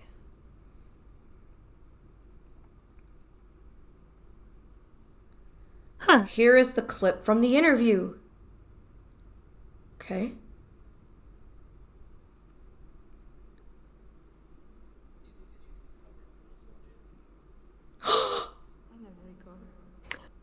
Oh my god! Oh my god. Those people took me to hell. And once you've been in hell, you never come back. Bitch, for having your hands and feet cut off, you look good as fuck. Is she the one who got her hands and feet cut off? Yeah. This prompted authorities to conduct a wellness check on Tina Rosenberg, who was living with her mother at the time. Officer Nathan Cole was the first to respond since he was in the area. What he encountered in that house was truly bizarre. This is the footage from Nathan's body camera.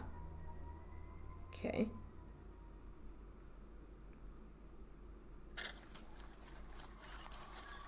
Oh my god. I don't like how this fucking looks.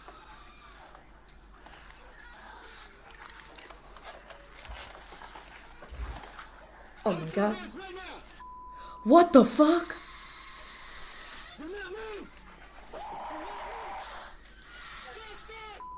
Let me see your hands right now! Let me see your hands! Do not move, you understand?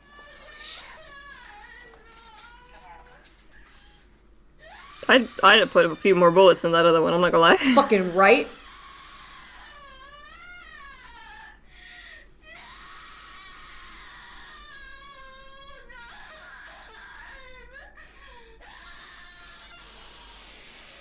Oh my god! No, no! Fuck you! Fuck you! Fuck you!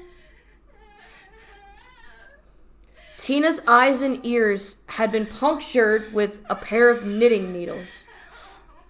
She was not aware that she was being rescued and kept screaming for 20 minutes.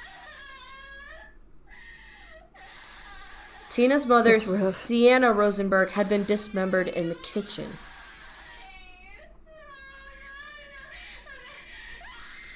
The autopsy revealed that the killer behind the mask was former police officer Bill Collins? What? Presumed dead, police are still not sure why his DNA was found with his family's remains. Mona Launis was apprehended by Officer Nathan Cole. It was a lass, huh? Yeah. She confessed to more than 100 murders and is now awaiting trial.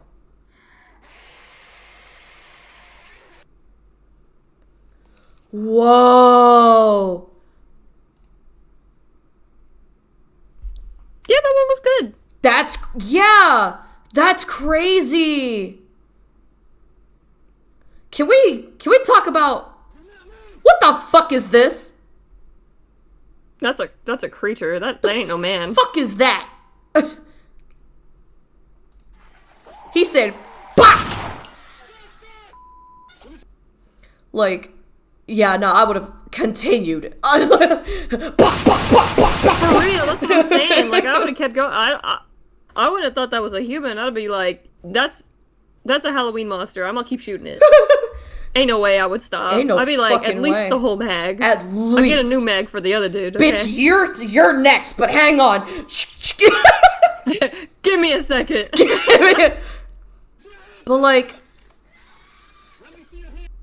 But like, yo, like, For real.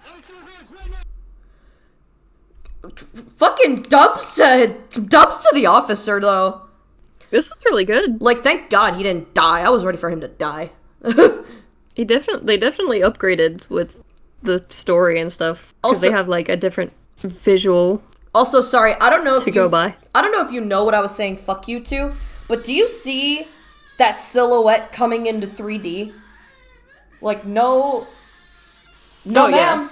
Fuck you. Yeah, I saw it. But like, It's a face. this poor bitch can't catch a break. For real. This poor bitch, she had her hands and feet cut off. Her eyes and ears. Is she the same one? Yeah, she's the Because same. it was Tina and Flora. Hang on. This. Yeah, it was Tina and Flora, so yeah. That's crazy. Where is her? Yeah, that's her. That's wild. This poor bitch. Like, send her a goodie basket or something. God damn. Like, She need more than that. She needs some therapy. I don't even think she can go through it at this point. but I want to know. Bill Collins. And like, yeah, shut up, bitch. I was gonna ask if you could mute it, but I forgot. Literally, his DNA was found with his family's remains. Like, that's crazy. And then this bitch.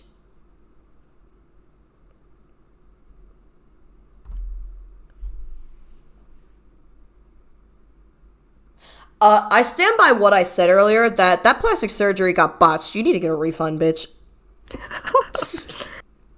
I'm assuming that. Well. They both did the killing, so I wonder if. Because killers have different MOs and different things that they do. Mm-hmm. So I'm trying to figure out which part of what went to which killer, you know what I'm saying? Who's doing the paintings? Which one? Well, this bitch looks like she paints, so. Oh my god. And I just have a also, look. wait. So look, remember the self-portrait? It has to be her. Yeah. That makes sense. Oh, pretty much all the times we saw the paintings or drawings or something, it was her. Yeah. Can we talk about how earlier I actually 100% spoiled the major twist? And you were like, oh, the killer's a woman? And I'm like, no. Our setup here is we have a killer who paints her victims. Her victims? I'm not. So it was spoilers. So, but Played it off really well. I did, thank you. I was about to ask, did I recover that enough for it to be actually surprising that the killer's a woman? I mean, I still thought maybe it was a slip, so but you played it off real good, I promise. Thanks. I remember, like, you were like, you said she, and literally the Metal Gear sound effect, like, boom, like that literally went off in my head. And I'm like, Put that in. I was like, I have about half a second to figure out how to recover this. You did good. You had a really good recovery. But then you were like, it's my headcanon, she's a woman. And I'm like, okay, I'll take that. Like, as long as she doesn't fully 100% believe it's a woman, I'll take that. But yeah, I've been known that the killer was a woman. But you just never saw this one? But yeah, I never... That's crazy. It's good. I wonder if this is like an actual distorted photo or if this is like another painting. Because like, dude brought...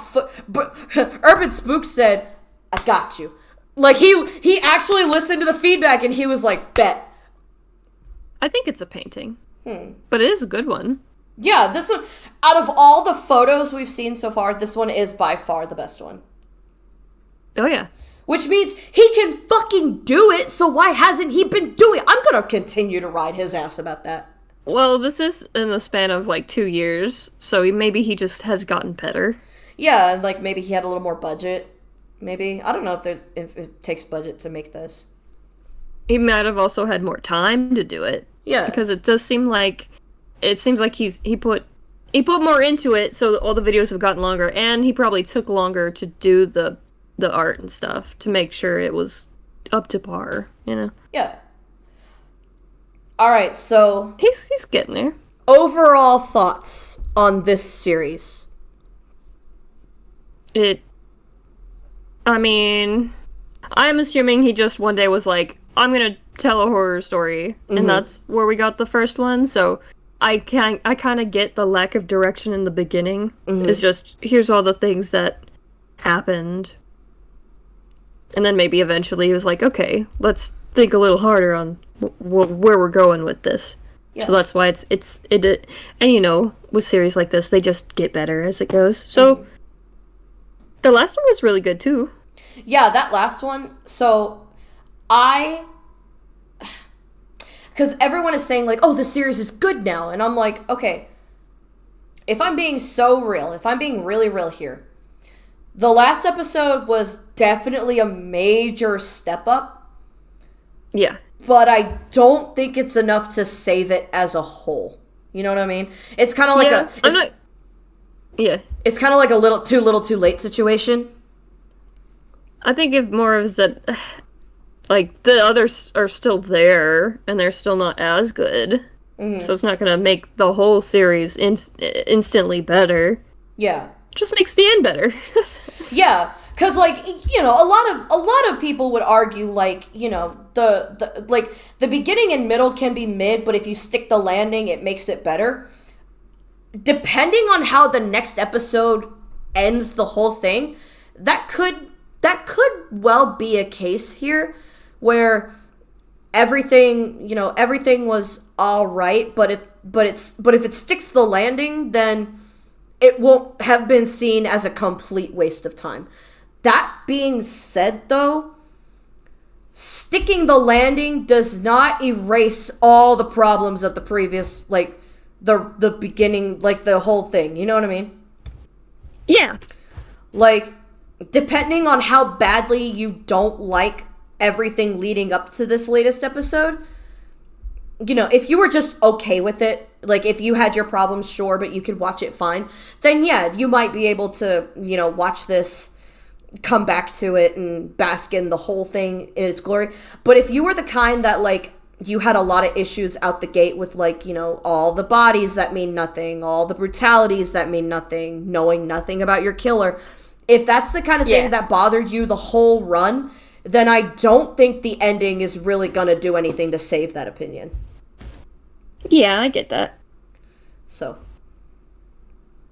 I wonder what the last one's gonna be about, though. Yeah, because... Just, is it gonna wrap things up, or is it gonna be like... Maybe it'll allude to the fact that maybe that other dude wasn't who they thought it was? I want to say, though, I will acknowledge, because here's the thing. It almost plays out like, okay, so you have the first episode, which, like you said, doesn't have a lot of direction because, you know, it's the first episode and whatever. And then, you know, the second episode, he was still doing maybe, like, he was still working on it and, you know, trying to send it in the right direction, but, you know, still find where he wants it to go. But this is the episode that caused all the controversy. And instead of him, like, taking a step back and being like, okay, you know what, let's see what everyone else has to say. All the rest of these episodes, save for maybe Witness, all the rest of these episodes are just him doubling down on, well, if you have a problem with it, then fuck you, you just don't get it. But then this last episode may have been him being like, you know what, actually, all these criticisms have a point. Let me switch gears here. You know what I mean? Maybe. Like all these episodes are just him being petty and doubling down, whereas this one is like, okay, maybe there's some value to what everyone's saying. Let's see if I can wrangle this back. Cause remember, this whole time he never went back to anything. So for him to not only bring back a character from like the middle of the series, from the beginning of the series, and you know, that I think, you know, did him a favor. Not a whole lot, but it does acknowledge, like, he is acknowledging what came before, and it starts to feel like it had a purpose. You know what I mean? Yeah. Yeah. Whereas the rest of this was just him being petty and throwing out anything. Well, I wouldn't say petty. It just, you know, that's just, he was going his own way. I mean, I couldn't be the one to say it, because I didn't know the back lore or anything, but it doesn't have to be petty. He just refuses to read or improve based on comments, which sometimes is, maybe not in his case, but sometimes that is better to do, because a lot of people will try to steer you into what they think something should be, even though it's not theirs, it's yours. Yeah. So the last one's really good though. Yeah, that last one was really good. So we're gonna see what the very last has to offer. I'm willing to come back and see how this series ends. Yeah. But We'll do one big episode for that. Yeah, we'll do like one, yeah. But something I touched on earlier was what the biggest issue that everyone had with this series is as a whole. And have you ever heard of the term the scary face? I don't think so. So that's a term in, like, you know, YouTube horror and stuff, where, like, basically all these paintings, they were, like, really, like, grotesque and, like, malformed and, like, you know, just not pleasant to look at. But that's the intention, right? But the problem is that, at least in the very beginning, the problem is that he was so eager to get to the next scary face that he didn't really care how the dots connected. Yeah, I can see that. So, a lot of people like to say that this series is one of the biggest examples of the scary face issue. When you're so honed in on getting this scary face out that nothing else really matters, and all the series has to offer is a scary face that gets you for like 5 seconds, but overall it has no real weight. Does that make sense? Yeah, it makes sense. So I think this could have been one of the examples, like, this could have been something that, like, has a lot of scary faces, but it's not only, like, it not only makes sense within its own story, but it's necessary. If only all the writing surrounding it would have been better. Yeah, I see that. I'm picking up what you're putting down. I agree. I really wish you would interject your own opinions, because I don't want to be the one just chatting. I mean, I guess it's okay. I don't know. I've watched so many horror stuff that I guess I'm not very good at this. Plus, I never heard about half of this stuff. Mm-hmm. It was okay. I do prefer suspense to shock value / gore, which I guess it's not necessarily gory, but there's gore in it. I would say this leans towards gore, and yeah, because there's a lot of, like, it's not my thing. There's a lot of implications of brutal, That too. Like, I think when it comes to, like, gore, it doesn't necessarily have to be on screen per se, but if you show like, hey, this killer hacked off the top half of one and the bottom half of the other and sewed it together, like, yeah, that's gory. That's really the gross imagery. You know what I mean? I also want to say you did watch other people react to it and give their own opinions, so you kind of have a backlog of things. I don't have that. Yeah, but that doesn't mean you don't have an opinion as we go. And I've been saying as we go, my opinions, sort of. Yeah. I don't really have, like, an end one. It's like, well, they found her. They found the killers. You know what? I think one of them's not a human, but that's, You know what? I think the best way to say it is you don't have very strong opinions about it. I guess not. I prefer what, like, a different kind of way to tell the story. Mm-hmm. Like, I would love to show you some of the ones that I've found interesting. Mm-hmm. They might not be as vague or nuanced, or you won't have to remember as many characters. That's one thing. Yeah.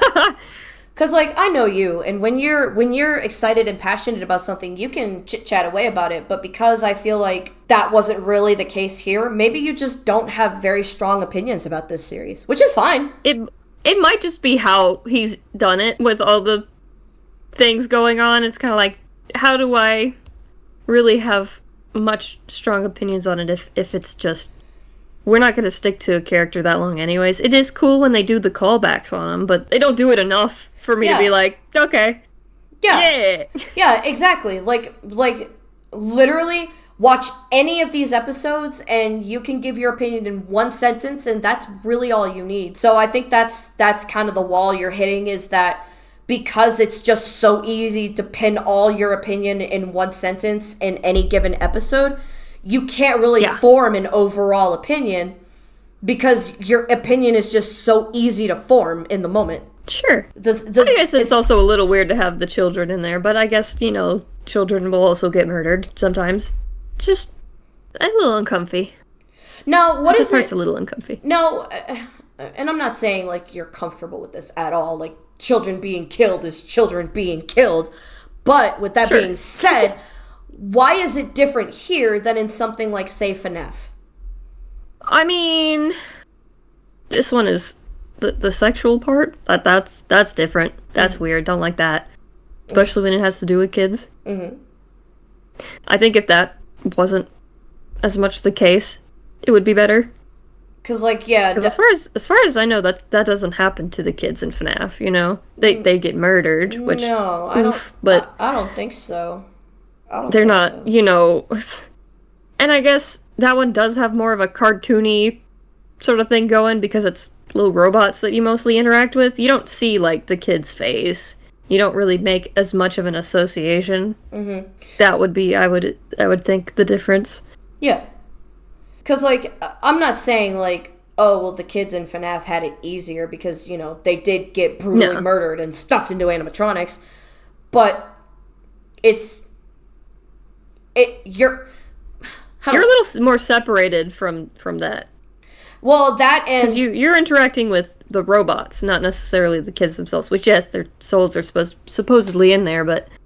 Yeah, and the fact that you're not focusing... Because forceful bear hugging did not happen to those kids, that's not at the forefront of your mind, whereas this is, like, literally one of the first things you see about poor Corey is his fucking painting. So now that's at the front of your mind at all times, that, oh, the killer literally forcefully bear hugged Corey, and that's all there is to it. And also brutally murdered him. As far as we know, I don't know as much about the lore of FNAF, but as far as we know, they weren't really tortured. We don't know how much they went through. We just know they got murdered. Yeah. Whereas this one, they were essentially tortured beforehand. Some of these, they were still alive when they were stabbed 27 times or whatever, Their fucking little wee-wee was ripped off. It's like, God. Like... So that would be the difference. Yeah, I see. I guess the torture part would be it. And, like, I know we mentioned this before, but, when that Corey episode came out, and people were dunking on him, and he was just like, fuck you, I'm gonna do what I want. at that point, like, yeah, a lot of the fucking imagery and implications and the, all of that was gross and brutal and stuff. But it's very empty, like the pocket. All it is just murder and not necessarily. Yeah, like all it is just brutalization for the sake of it. Like we never really given like an MO or like why they're doing this. Yeah, like we I literally can only assume the last one will explain that, but we don't get any of that. We just know it happened. But like we literally went through the bingo sheet of all the shit this person did, but I have not one single motherfucking iota of a hint of why. You know what I mean? Yeah. It's literally like, okay, why would the killer want to brutalize children? Why would the killer want to commit bestiality? Why would the killer want to do any of this? You know what I mean? Yeah, what's causing them to do this? Like, the psychology behind it. Yeah, and that's I think this series' ultimate downfall is that it has nothing to hold up the brutality. That's why I can only assume that the last one will explain things. But again, otherwise, I feel like it's kind of a too little too late situation. Like, we're at the last episode, yeah. Why should I care now? Yeah, I get that. Like, yeah, it'll tie up a lot of loose ends and be like, oh, that's why that happened. But it's not going to be a thing of like, oh, that's so, like, oh, this killer, like, went through that and that's why they did all. It's like, no, you should have. I feel like they really should have, like, started. But some sort of hint, maybe? Yeah. A really good example that, like, Meat Canyon said in their analysis video was maybe the fucking killer took art lessons from somebody as a kid, but then their teacher molested them, and that's why they do it. Yeah. Like that makes sense. That would give a reason, but, I guess the question would be, how would you portray that as the series is going, though? Because, yeah, like, just out the gate, poor Urban Spook is at a huge disadvantage because all you have is text and pictures. Like, that's all you've got. Yeah. Only in this last episode did he fucking whip out the found footage and the fucking interview. True, that was good. That was good. I wish we had more of that in this entire fucking thing. The phone call was good in, like, episode, 6. Yeah. I'm wondering if he'll ever, like, revisit the series and maybe update it and fix it a little. Maybe add more things like interviews, add more things like footage of the scenes of the crimes, the abandoned buildings. That would be really good. So as of right this second, the creator said once he releases that last episode, this is done and he's moving on. But fair enough. Sometimes you got to do that with a series. Yeah. I'm just saying maybe in the future if he's like, you know what, I'm going to look back on this and check it out and see how I feel about it now. Or maybe even like release bonus content, like maybe have some videos from the point of view of the killer, like talking to themselves or talking to whatever the fuck Bill Collins became. Yeah. But maybe like, release kind of like bonus content, like diary entries from the killer. That'd be cool. Yeah. That's a good one. And it's text-based, so they could keep the same format, sort of. Yeah. Maybe have someone read it. That'd be cool. Yeah. Like, hey, in the meantime, these diary entries were found from the killer or something. Yeah. Because, I mean, they've found pretty much where they did all their stuff at. Yeah. It's possible they're still searching, or they find something nearby that has those in it. Mm-hmm. But, we'll see what happens when that new video comes out. Yeah. I'll be keeping an eye out for it. Heck yeah. I think my final, like, nail in the coffin thoughts on this series is I would say this was, you know what? I was going to say it was wasted potential, but I'm not even going to say that because, at some point, Urban Spook did kind of wise up. And, you know, the painting, if nothing else, all of these paintings are fantastic. Like, you can't, you can't deny put a lot that. of work into it. So I won't say it was wasted potential. I will say it was a missed opportunity. Yeah. What about you? What are your final thoughts? I do think it's cool that he made something like this. And you know what? I don't want to discourage anybody else from doing the same thing just because they think, oh, well, they did all this work and people are bashing them or anything. But, you know, maybe avoid certain topics and, like we've said before, or if you're gonna don't put too much at once. Yeah, and spread it out. Pace yourself. Or if you're gonna touch on those topics, make them fucking mean something. Yeah. And you know, just take every constructive criticism that people have given to this person yeah. yourself and keep it in mind, you know?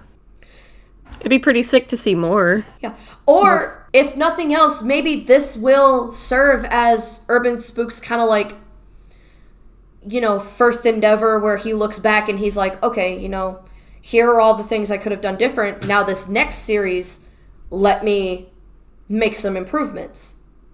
Oh yeah. Like a most step. creators will do that. A first step, so to speak. Oh yeah. Because, like, I'm not going to sit here and be like, oh, Urban Spook shit and nothing he could ever create is going to be good because this sucks. Absolutely not. Yeah. You think know? it sucks? Huh? Do you think it sucks? No, I'm not saying that. I'm saying, like, you know, oh, well, this first series he came out with was, you know, not good, so everything else he's going to come out with is not good. I'm not saying that. Yeah.